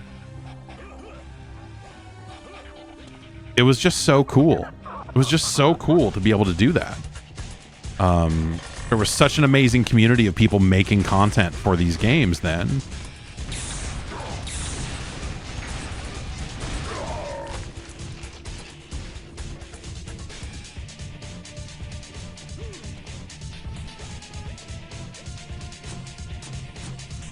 Adrenaline full.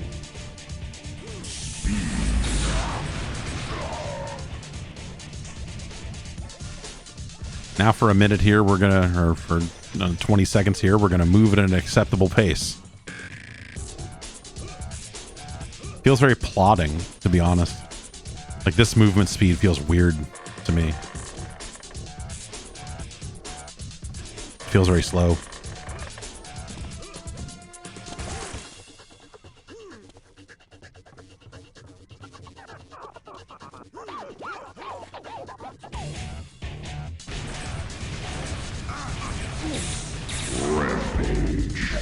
Flawless victory. If Black Ops 6 just had these emotes for the end of match thing and nothing else, no one would have complained. No one would have complained at all. If it was just these exact... and that you could do them like this, and that you could just fucking span them like this, no one would have complained about the bullshit fucking end of match stuff in Black Ops 6. Oh, we got 150 credits. Yes, that's why we're here. I'm here to earn credits. Yeah, this is what a bummer. Anyway.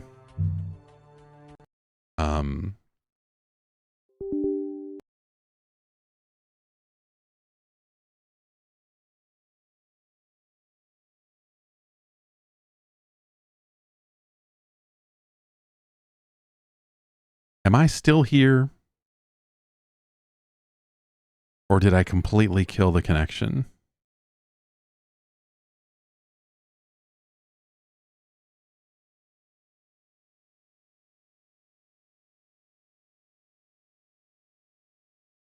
Oh boy. Yeah, I think that firewall stuff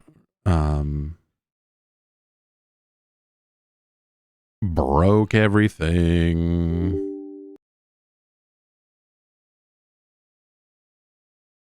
Can we get it back is the question.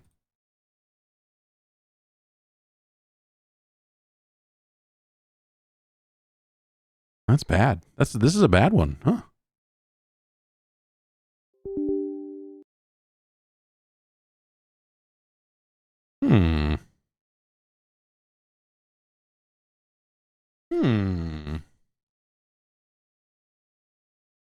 I may have to reboot to fix this. This is actually a substantial outage that has happened here as a result of me fucking with the firewall.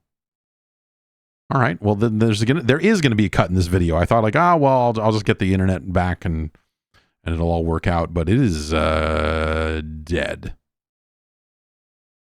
Dead. So I'm gonna reboot, and there will be a brief interruption, and then we'll be right back because I'll stitch this together after the fact. Okay. Now we should be back up. Though, yeah.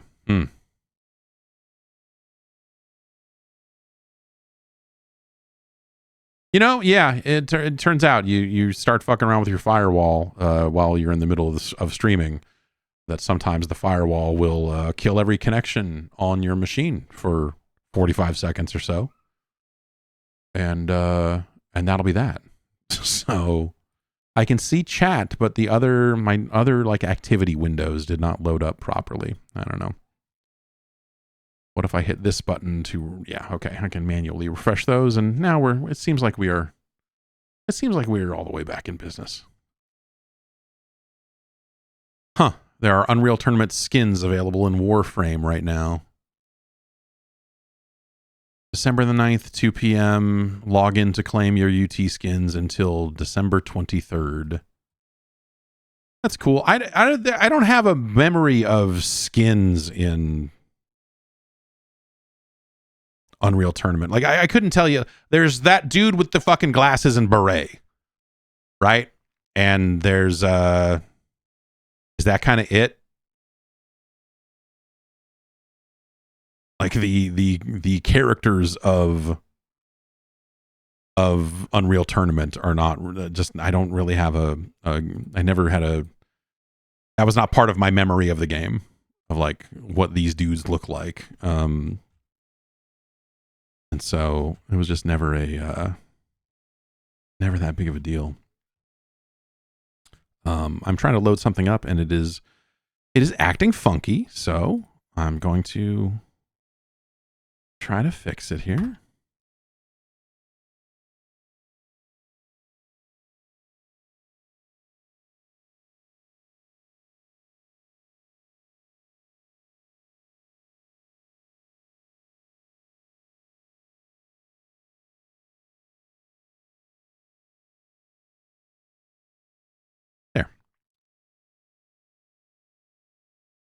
Speaking of network issues, one of the fun things they added an ability to sync your saves and settings in RetroArch to a WebDAV server, and so I set all that up.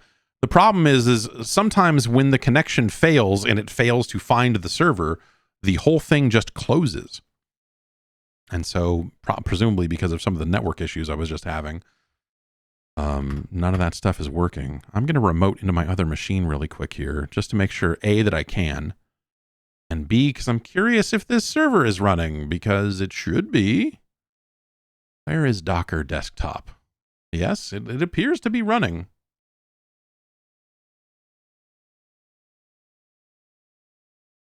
$11:55, 12:11, 11:50. Okay, so it was able to see the server, just something went bad. Great. Okay. Well, who knows? Who knows what the fuck that's all about? Networking.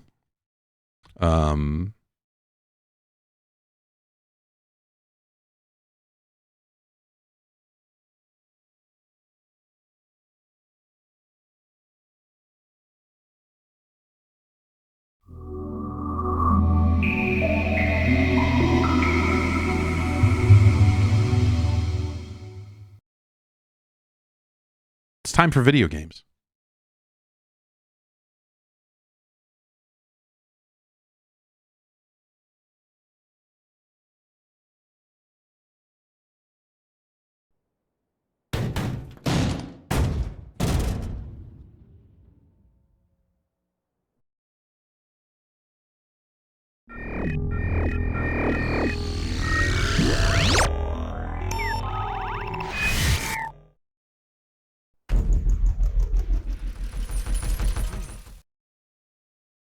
It's an intro video. You could not put that out today. They would not let you put out that.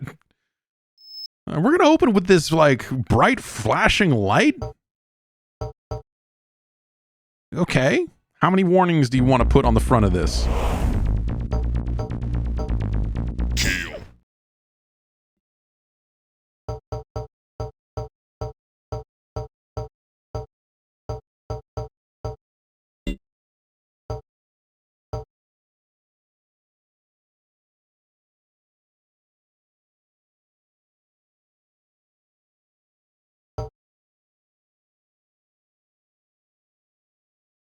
It's asking me if I want to let this through the firewall. I'm saying yes.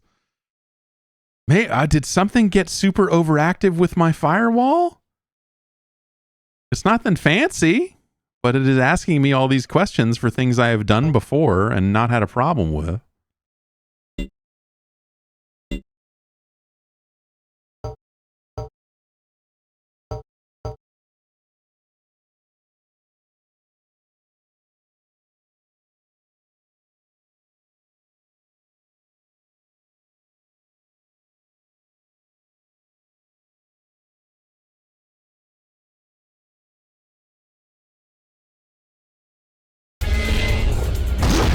Oh.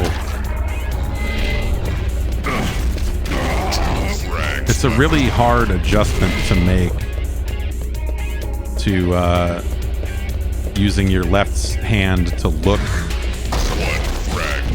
and your right hand to move.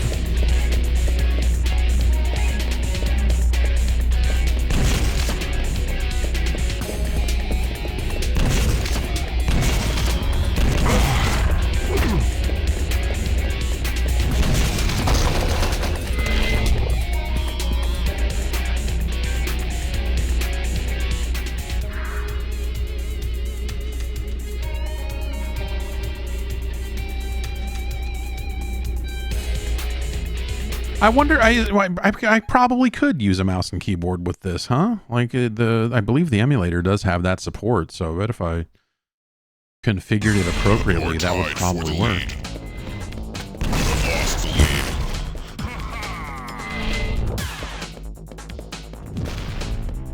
This is like an okay looking version of this game, I guess. I don't know. Yeah, it's hard to think about like, oh, what it looked like then, as opposed to running Quake 3 on a modern PC and the higher resolutions and all of that.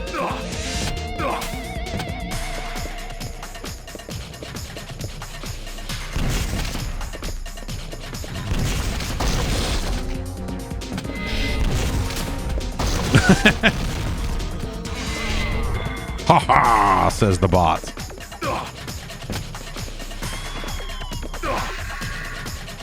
I like that we can play Quake 3 against bots on a Dreamcast.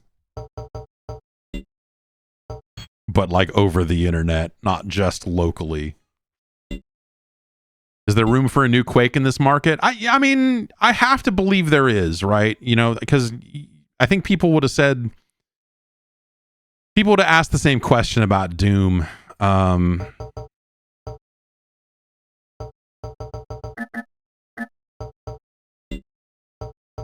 But at the same time, you know, Doom is a more single player. Like there's, you know, it is a different cadaver. Just have it sit here and just read the names.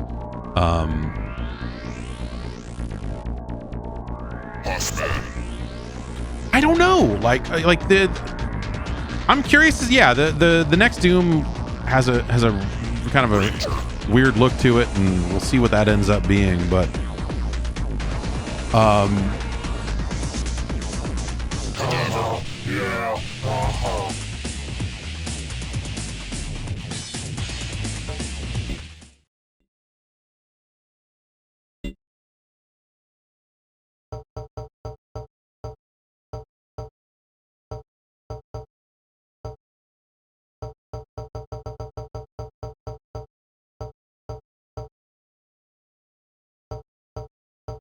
I didn't come all this way to play as Sorlag.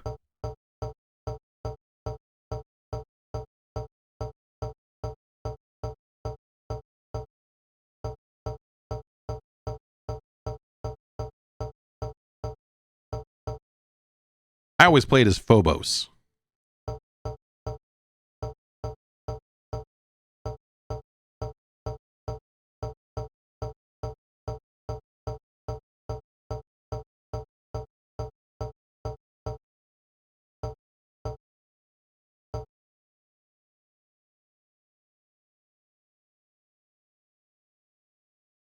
Just detestable. Gross to look at.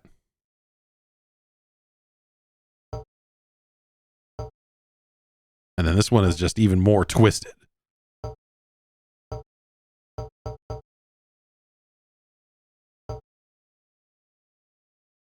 Freaking orb.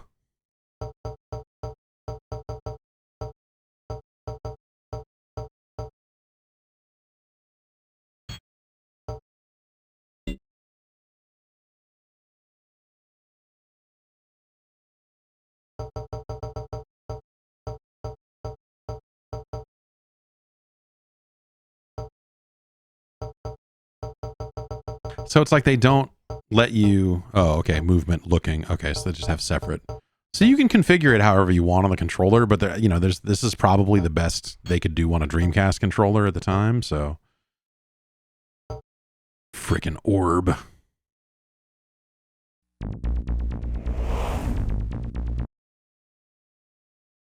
Why doesn't Quake 3 Arena for the Dreamcast have retro achievements? What are we doing?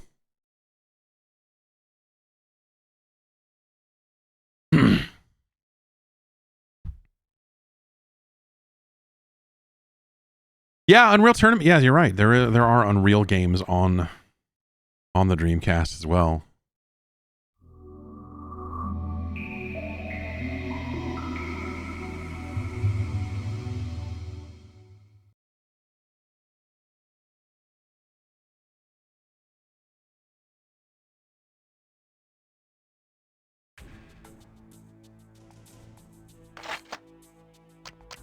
But I don't know if this one is configured to do this. Let's find out. I don't know if anyone's running UT Dreamcast servers these days.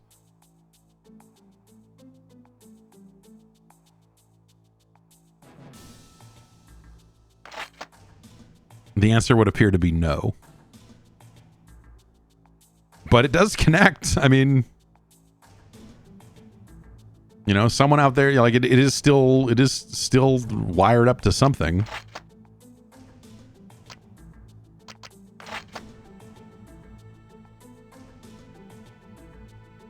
So if I go into controls here, can I...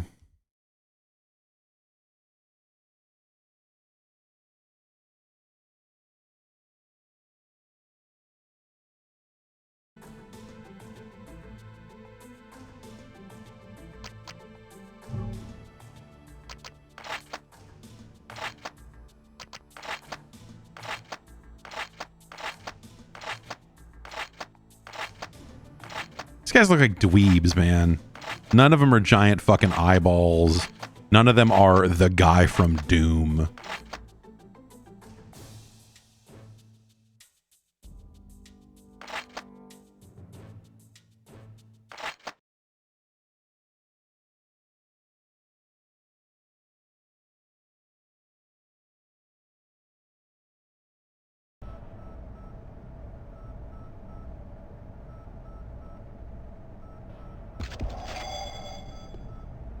Okay, so this isn't...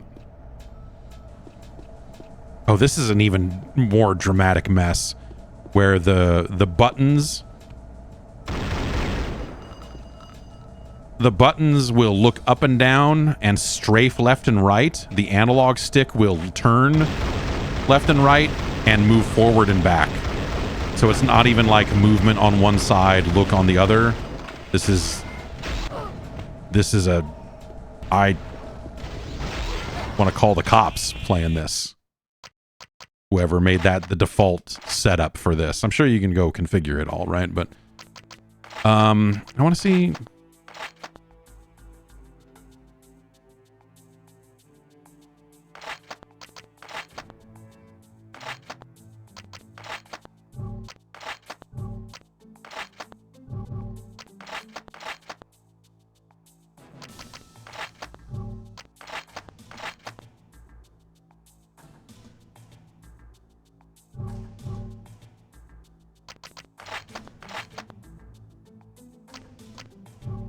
So it looks like it just kind of lets me use all of them at once, but like it's not...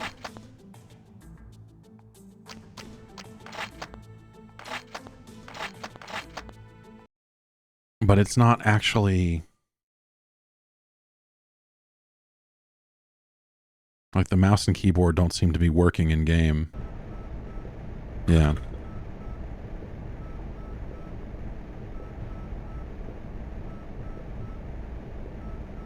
Maybe I have to have this set to mouse and this set to keyboard? Is it a like port 2, port 3 thing? Like, uh-oh. No.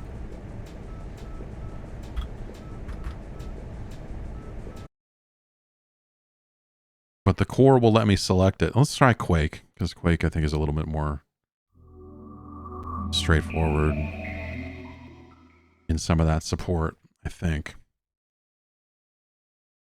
But it might be a situation where I don't... Maybe mouse has to be in port 1 and keyboard in port 2. Maybe I can't even have a control... Well, yeah, the controller would have to be plugged in because you would need a VMU.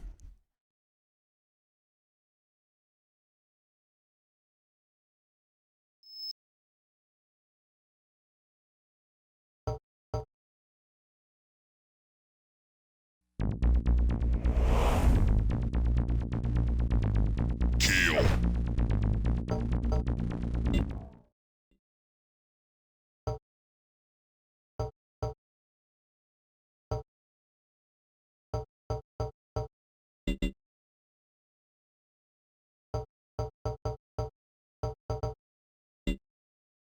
Yeah, whatever. I'm just trying to test the controls here. I don't care.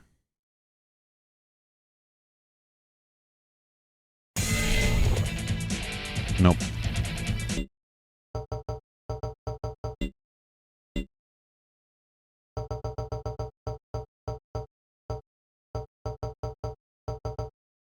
There we go. Is that going to maybe do it?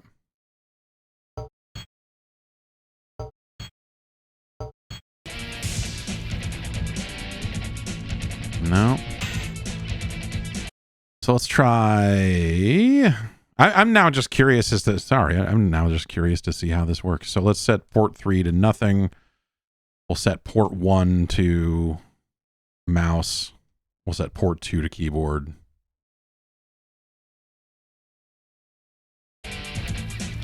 There we go.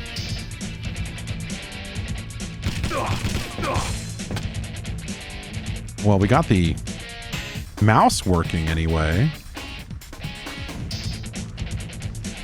Sort of. I got turn the sensitivity all the way down, and it's still like it's this mouse is just throwing too much DPI at the game or something.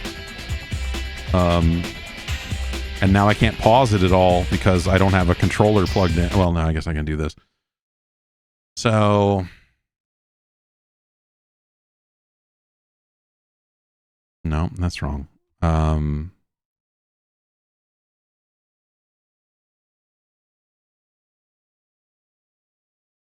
So it likes the mouse in port 1. It doesn't seem to like the keyboard in port 2. So why don't we go back to controller for port 2? We'll try keyboard for port 3.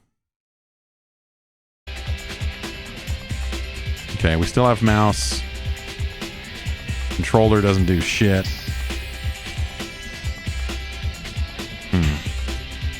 Yeah, I don't know. I don't know what the... I'm sure this is probably something I could look up somewhere, right? But that's no fun.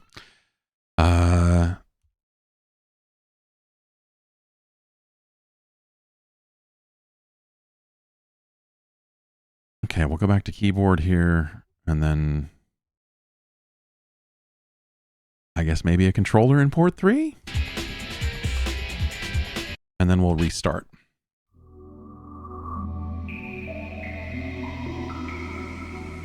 But I don't remember it, like Quake might want the mouse and keyboard in specific ports. Like the mouse didn't work until I put it in port 1.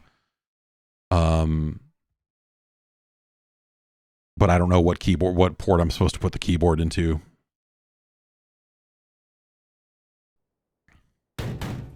Like I can't skip past this stuff with the controller because it's in port 3.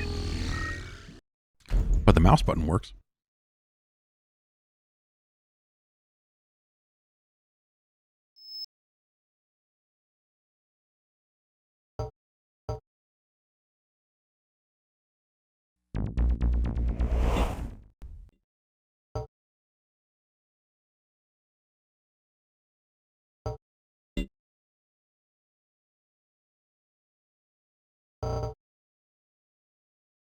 Oh, God.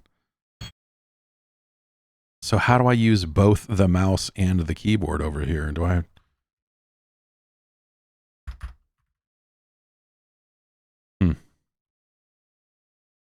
Yeah, it's not letting me move the keyboard around.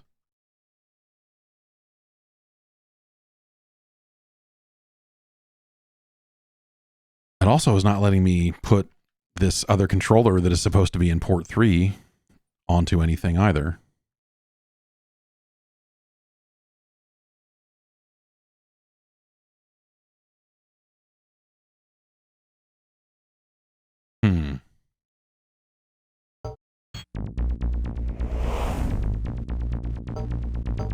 Kill.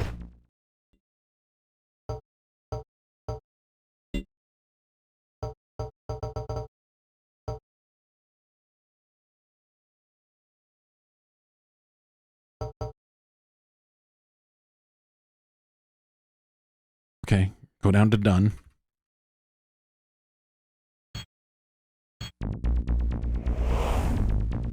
Did that take? Using the mouse to navigate these menus is fantastic. Okay, for some reason I can't. Yeah, it's like it wants the keyboard here, but it is not seeing it.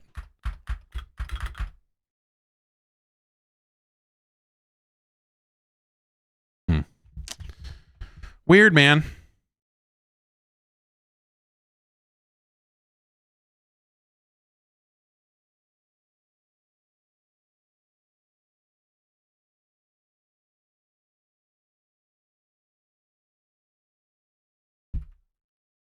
Yeah, it doesn't want anything to do with this. Oh well. Anarchy. If we wanted to play Quake 3 with a mouse and keyboard, turns out there are a lot of other ways to do that.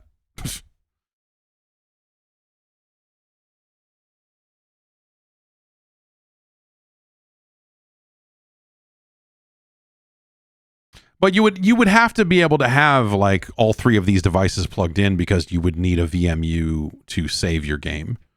And so it would need to be able to see a controller in there somewhere.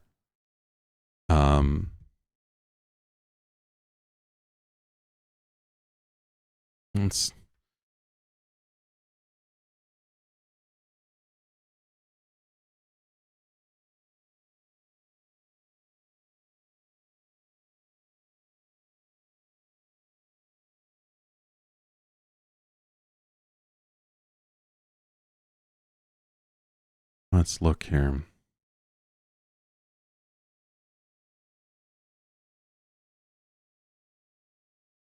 A bunch of videos that I'm not going to watch.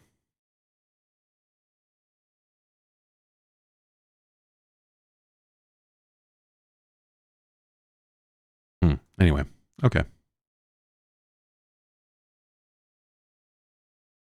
But yeah, the default keyboard stuff in here, when you Mix.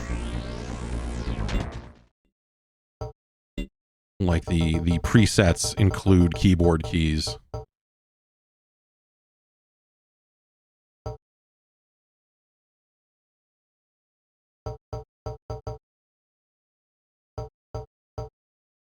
And so preset 2 seems to very specifically be your keyboard setting. No, I guess I don't want that. I want...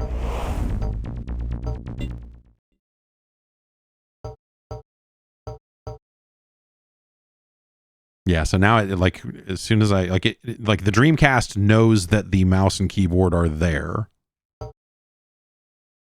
but my physical mouse and keyboard are not working, which would imply that there's a RetroArch setting missing or something. So, you know, when I pick keyboard here, port 3, like it's not going to make me map every key on the keyboard here, which some of the other cores do that.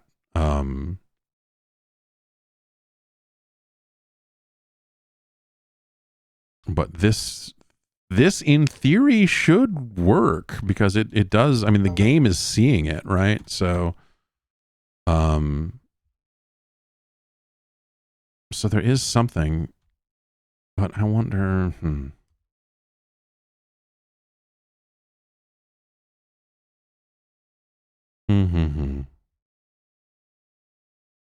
It is like any other core that I use mouse and keyboard in, it is actually really good at just doing it. So the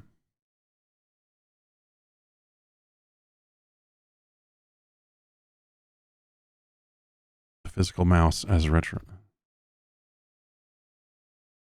Okay.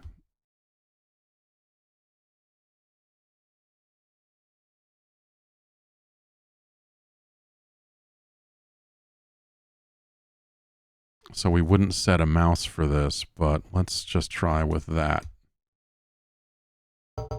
Okay, so now it is indeed seeing the mouse.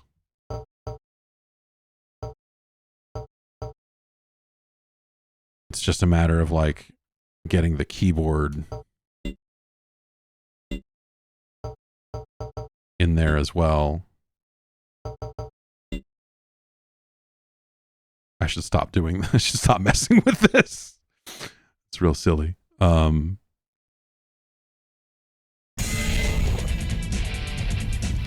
So now I could in theory I could now that because I've remapped the controls, now I've got fire buttons and all sorts of weird stuff. Where like the mouse is good for looking and jumping, but I still need to be able to move. And in theory you could play with a Dreamcast controller and a mouse if you wanted to. But whatever this setup is that I picked completely fucking fucks up the button mapping in ways that are really weird. Like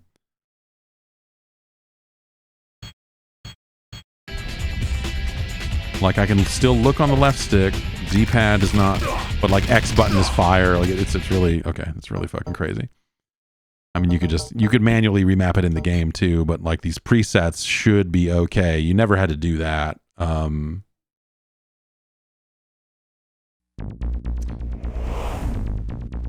yeah, I don't know. It's just not seeing then.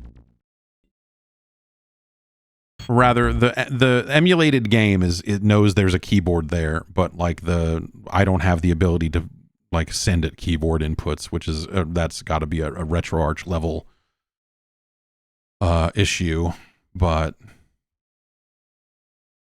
there's no way to manually send it. You know, like I can send a mouse, but I already sent a mouse for the other one, and there's no. Again, you know, there's nothing in here that. Yeah. It'll just ask me to set these specific buttons if I wanted to do that, but there's no...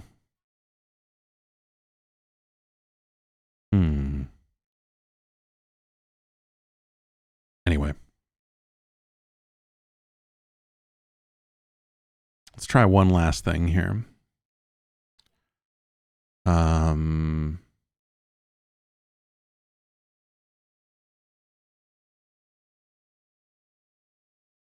I think the only thing we haven't tried is keyboard here, mouse there.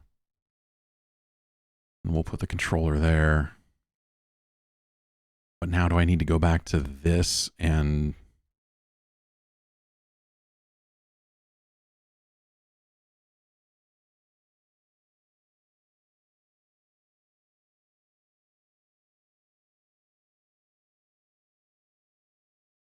Okay, that should still be fine. And it crashed. I was wondering how long it was going to take for this to just crash.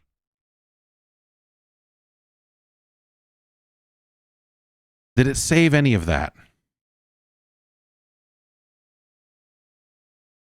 That's the other question. Okay, let's... We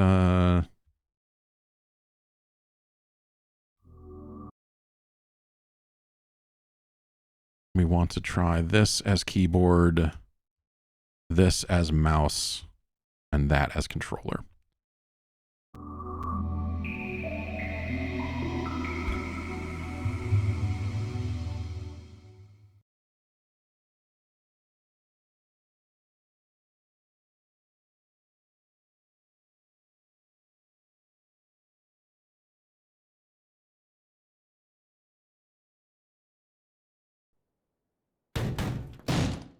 Oh, the escape key let me skip this. Did I watch any of the secret level episodes? No, they kept sending me links to screeners. And no.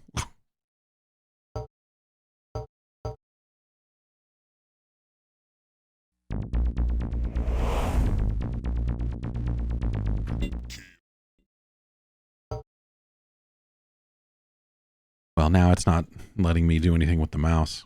Okay, so now we got the keyboard.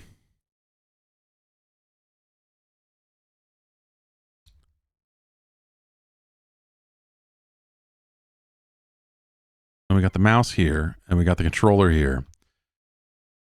So now we'll go to this input. We'll go here, and we'll say, for this, I want... Well, okay, so that's not set to mouse. So that's probably the exact problem right there. There we go. All right, we are in theory going to be in business here. except that the default controls might be bad.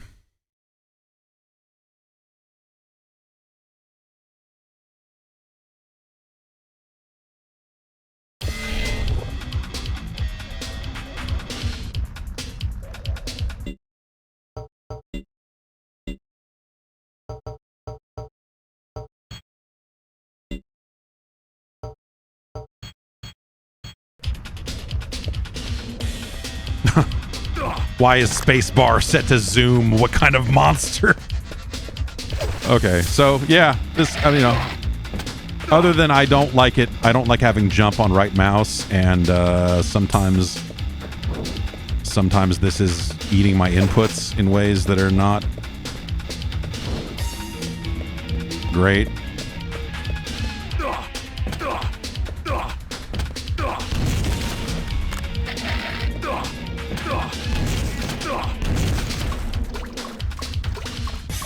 Now we're just playing video games. All right. Well, good.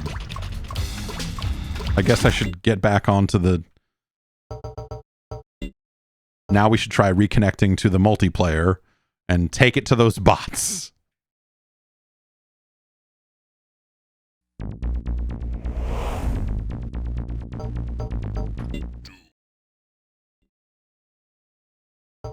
So this was fun.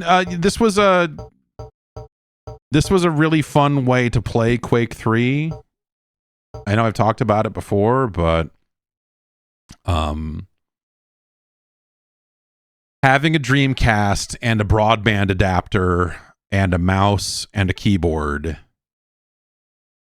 was a really fun way to play Quake 3 because it's the thing. It was the skill-based matchmaking of its day.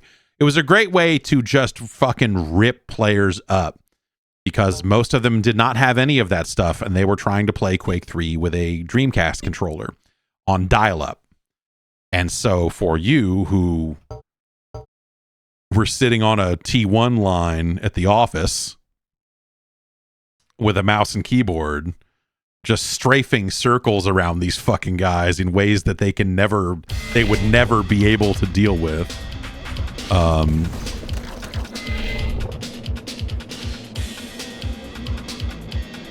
Was extremely fun.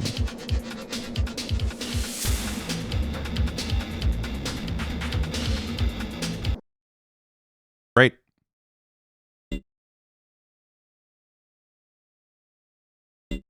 Cool.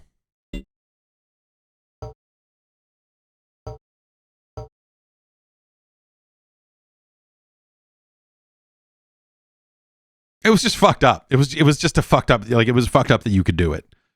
And it was a brief window there because, you know, like Quake 3 on the Dreamcast did not last super long in terms of people playing it, or, you know, there was just other stuff, you know, happening or whatever. But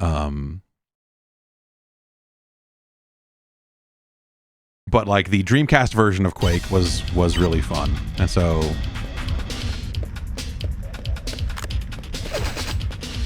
it was also funny because they bragged about it having compatibility with the PC version of Quake, and then like patched Quake 3 on PC like the week after the Dreamcast version came out in a way that basically made it not work.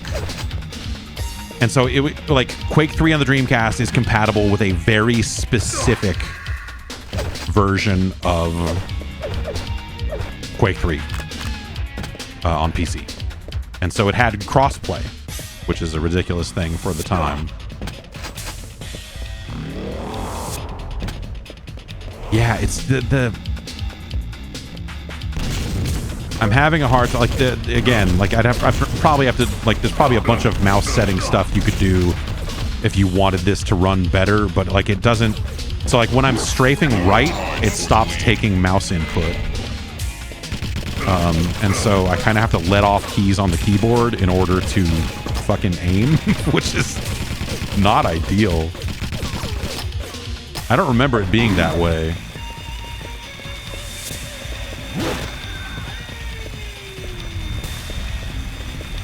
Oh, good, yes.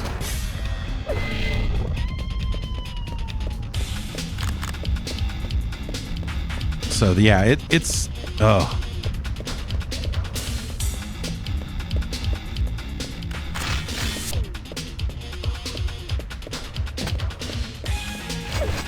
And so like Sega made a big deal about that in the run up to the release of this version of the game. Like they were very much like, and you can play it against PC players. It's going to be fucking awesome. Like, you know, and then id patched the game.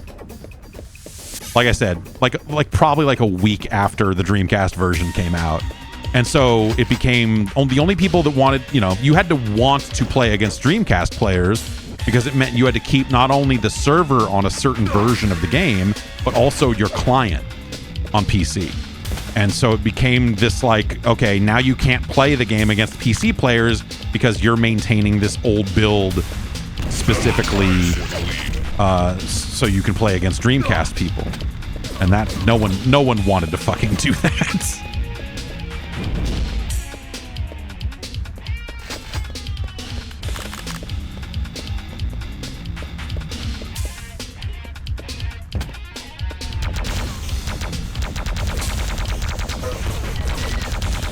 Yeah, so this is, I bet, you know, this is not how it originally played on Dreamcast. Like, I'm having a lot of trouble with these inputs. Like, something is fucking wrong here. Like, I assume it is like just a mouse DPI thing on some level. Like, I'm turning it down as low as I can get it, but it's still awful. And again, the weird... Okay, there we go. Like, I can sort of aim to the right when I'm strafing now. Like, that was not working well before. Yeah, this is still extremely fucking janky. But that's an emulator thing. That's not a like. It played fine with a mouse and keyboard back in the day. And also with the dumb controller that they went to sell alongside it. I think they had Romero in an ad saying like, "This is the way to play Quake 3." It's like, no, I guess it wouldn't have been. It would not have been Romero. Well. Huh. The timing on that is weird. Anyway, it was the weird orb controller, and that was the tournament I won at QuakeCon that Sega ran. Sega was like, "Do you want to go to QuakeCon?" And I was like, "Yes." And they were like, "Yeah, because we're showing, you know, we have Quake 3 for the Dreamcast there." And I was like, "Okay, cool, yeah, yes. I just want to go to QuakeCon. Yeah." So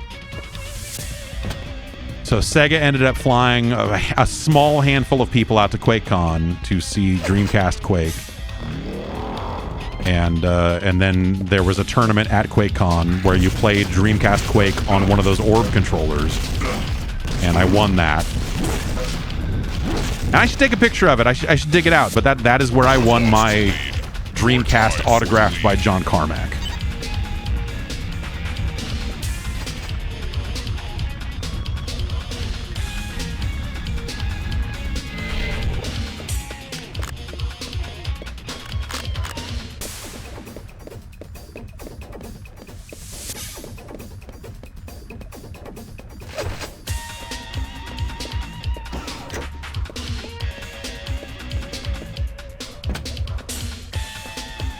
But like it was such an like no one entered the tournament because it was QuakeCon. People were playing fucking Quake, and then they're like, "Hey man, do you want to play Quake on a Dreamcast?" And like, you know, 7 people were like, "I guess." Like, sure. So like it was not a highly populated tournament. I think it was open to... I don't think it was just the press people that Sega had invited. I don't think it was just us. I want to say they were letting other people sign up, but I could be wrong. Anyway.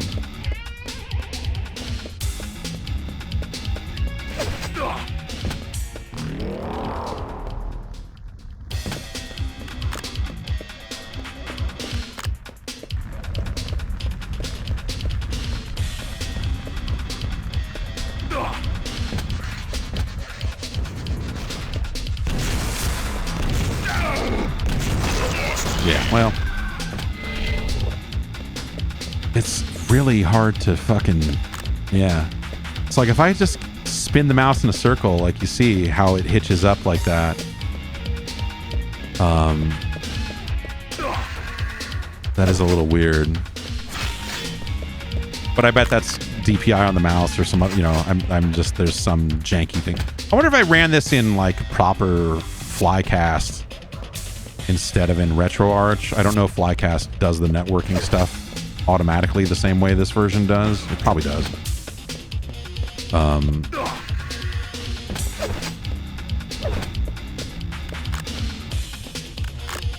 But, you know, this version of the game had things going for it that no other version, you know, did. Like, they did make it compatible with PC. They did build in all this, like, online play. And, like, it's a really good version of the game, you know, for its era, for all that stuff. Like, it's, you know, this runs okay. It lets you play with a mouse and keyboard. It is recognizable as Quake frickin' 3.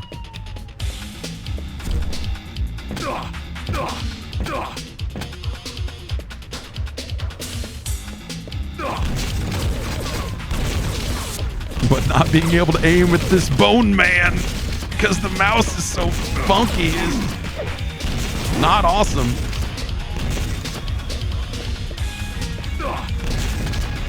Ugh. I found a turn around, dude. Oh, this mouse. Okay, come on. Anytime now. Yeah, this is... It's not even a case where if I move it super slow, it works. It's just not working. Weird. Yes, thank you for walking back out. Let me at least try to... No, not that.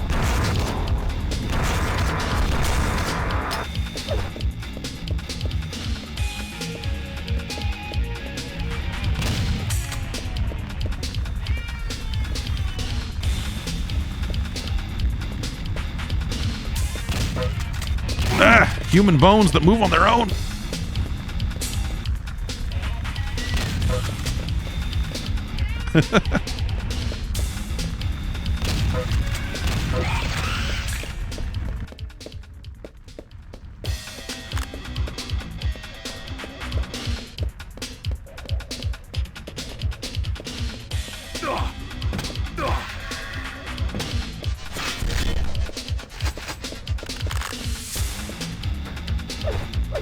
Like the scroll wheel on the mouse works like that for changing weapons. That works okay. And then sometimes the aiming, just sometimes the mouse works better than others. It's weird. But even when it's working well, it's still not working great. It's still, you know, I assume that's just a, you know, like I said, the DPI of a modern mouse compared to whatever whatever level of input it's expecting from a Dreamcast mouse. Is there? I mean, yeah. I mean, we're getting there. It's spinning now. It's spinning now. But not. Yeah, weird.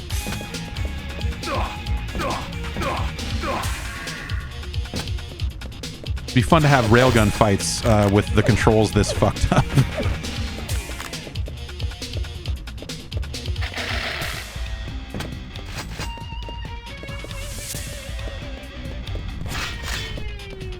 Not a lot of human players here on the Dreamcast Quake 3 servers.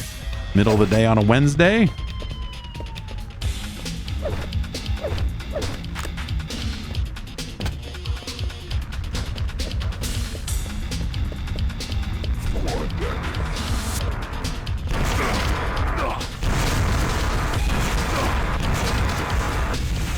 I wonder if there's something else going on here, because it almost seems worse in a bigger room. Like the mouse input feels worse here than it does in smaller areas. So I wonder if it is just some kind of separate, I don't know, some kind of frame rate sort of thing, or just, I don't know, comorbidities all over this thing.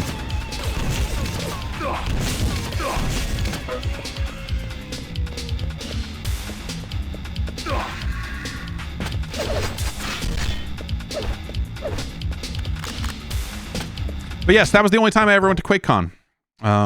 Was when they were showing Quake 3 on the Dreamcast.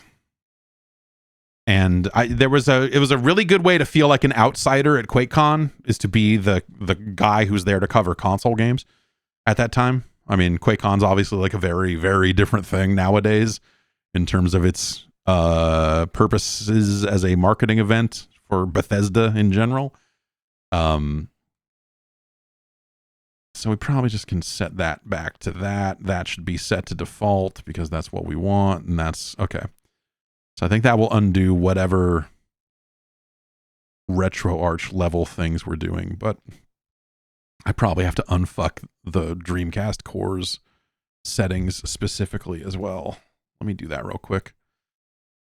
Just load up something different here. I found in my garage the Xbox to USB adapter that Sega released alongside Phantasy Star Online Episode 1 and 2. Because that game also had keyboard support in it. And so they released an adapter that I believe, I think it plugs into the memory card port on the controller. And then you can plug a USB keyboard into that. That's also a really good way to mod your Xbox, as it turns out.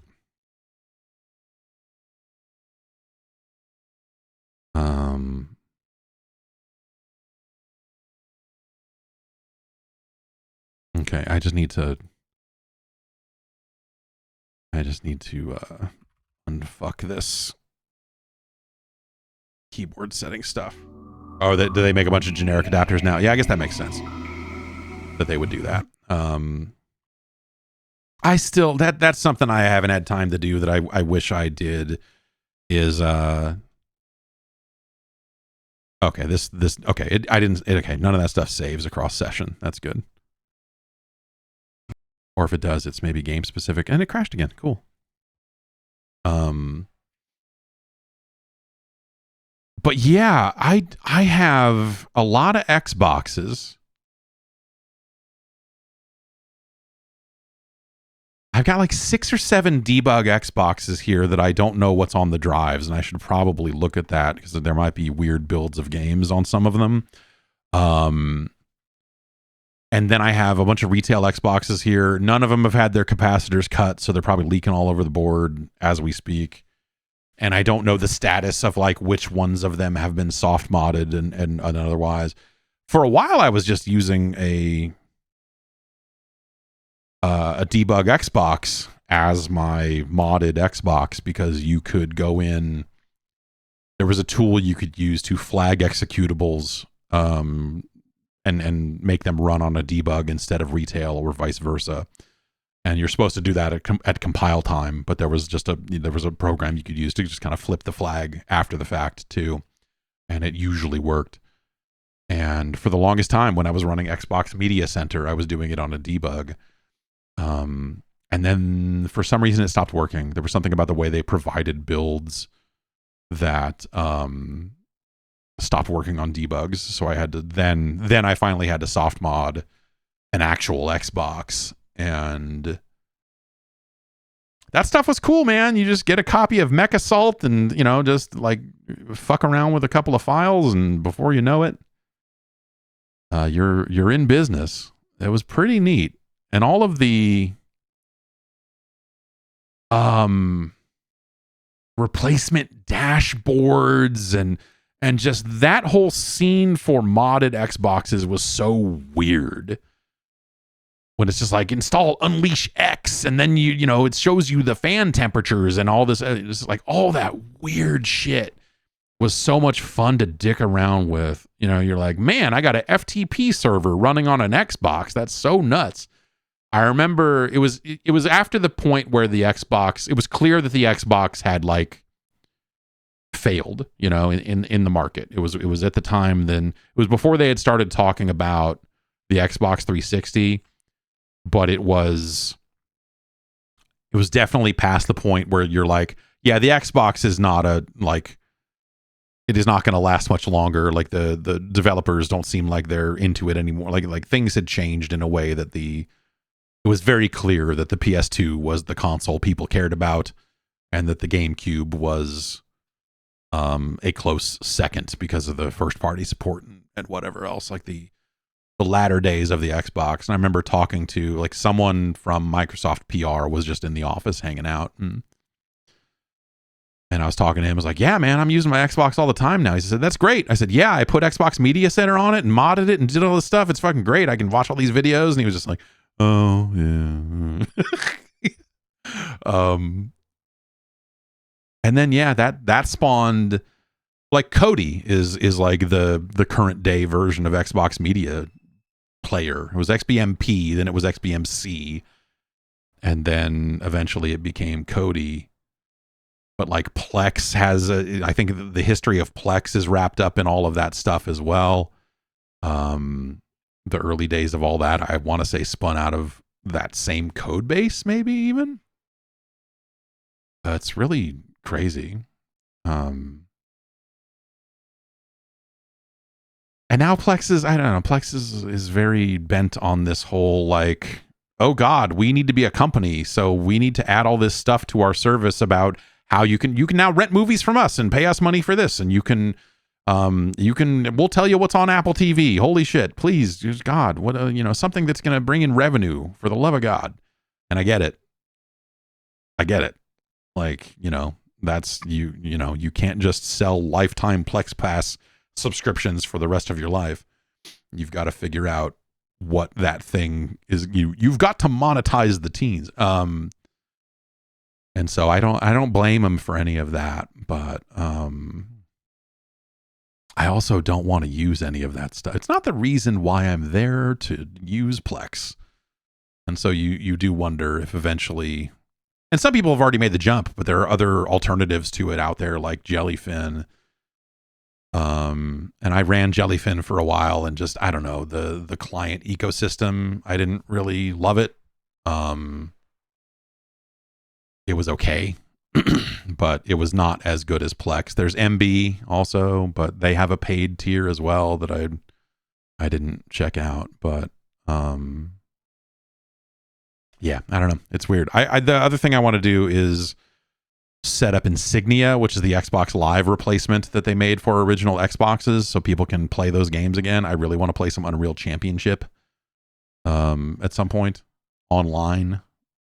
Which that game's backwards compatible, but I think the online, obviously it connects to servers that no longer exist. But yeah, I know at some point Insignia would start to work on emulators, but I just haven't tried it in a while. But that's what I was saying with all the replacement dashboards and everything else that the Xbox could do. How rad it was. To get like a good Xbox emulator that actually required you to supply hard drive images and all of the other weird shit that made an Xbox an Xbox. And I wanted to set all that stuff up because I wanted to have a replacement dashboard booting inside of the Xbox emulator and just kind of, I don't know, fuck around with it. But yeah, I don't know. I need to figure out how to get Insignia up and running inside of XMU, and see how it works there. Because I don't want to set up an actual Xbox. All my games are in storage for starters. I mean, like there's so much of that stuff ended up. Like I moved all of that stuff to storage. So original Xbox games and whatever, which I guess there are ways to get your hands on Xbox games these days that don't involve me going to my storage locker, I suppose. But yeah, I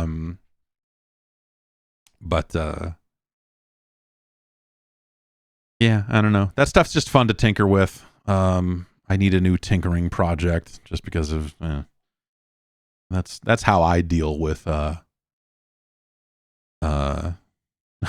that's how I deal with death in the family and any other strife. Like it's like I need a new thing to fuck around with as I work through this. So I should probably re-download that Xbox emulator and start fucking with it again. But yeah, I don't know.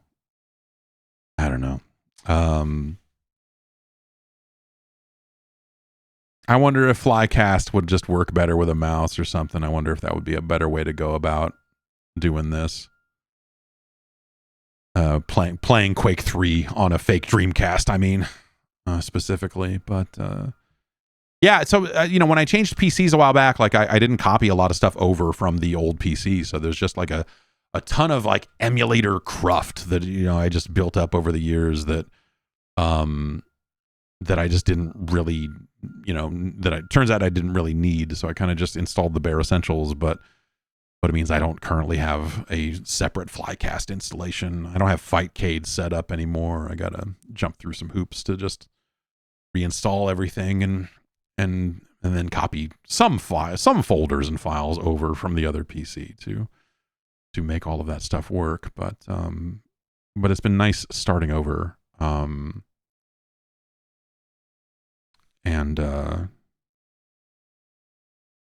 Sometimes you have a nice clean PC and then you get to fuck it up all over again. So every time if I'm changing out, if I'm reinstalling the OS, if I'm doing all that sort of stuff, I try to not just clone a drive, copy everything over and just be like, here's all the shit.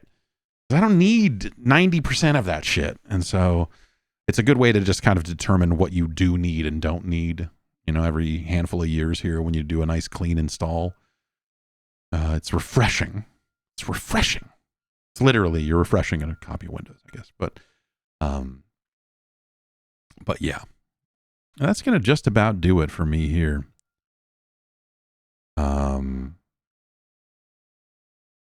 So yeah, the Game Awards are tomorrow, and they start at, I'm looking it up.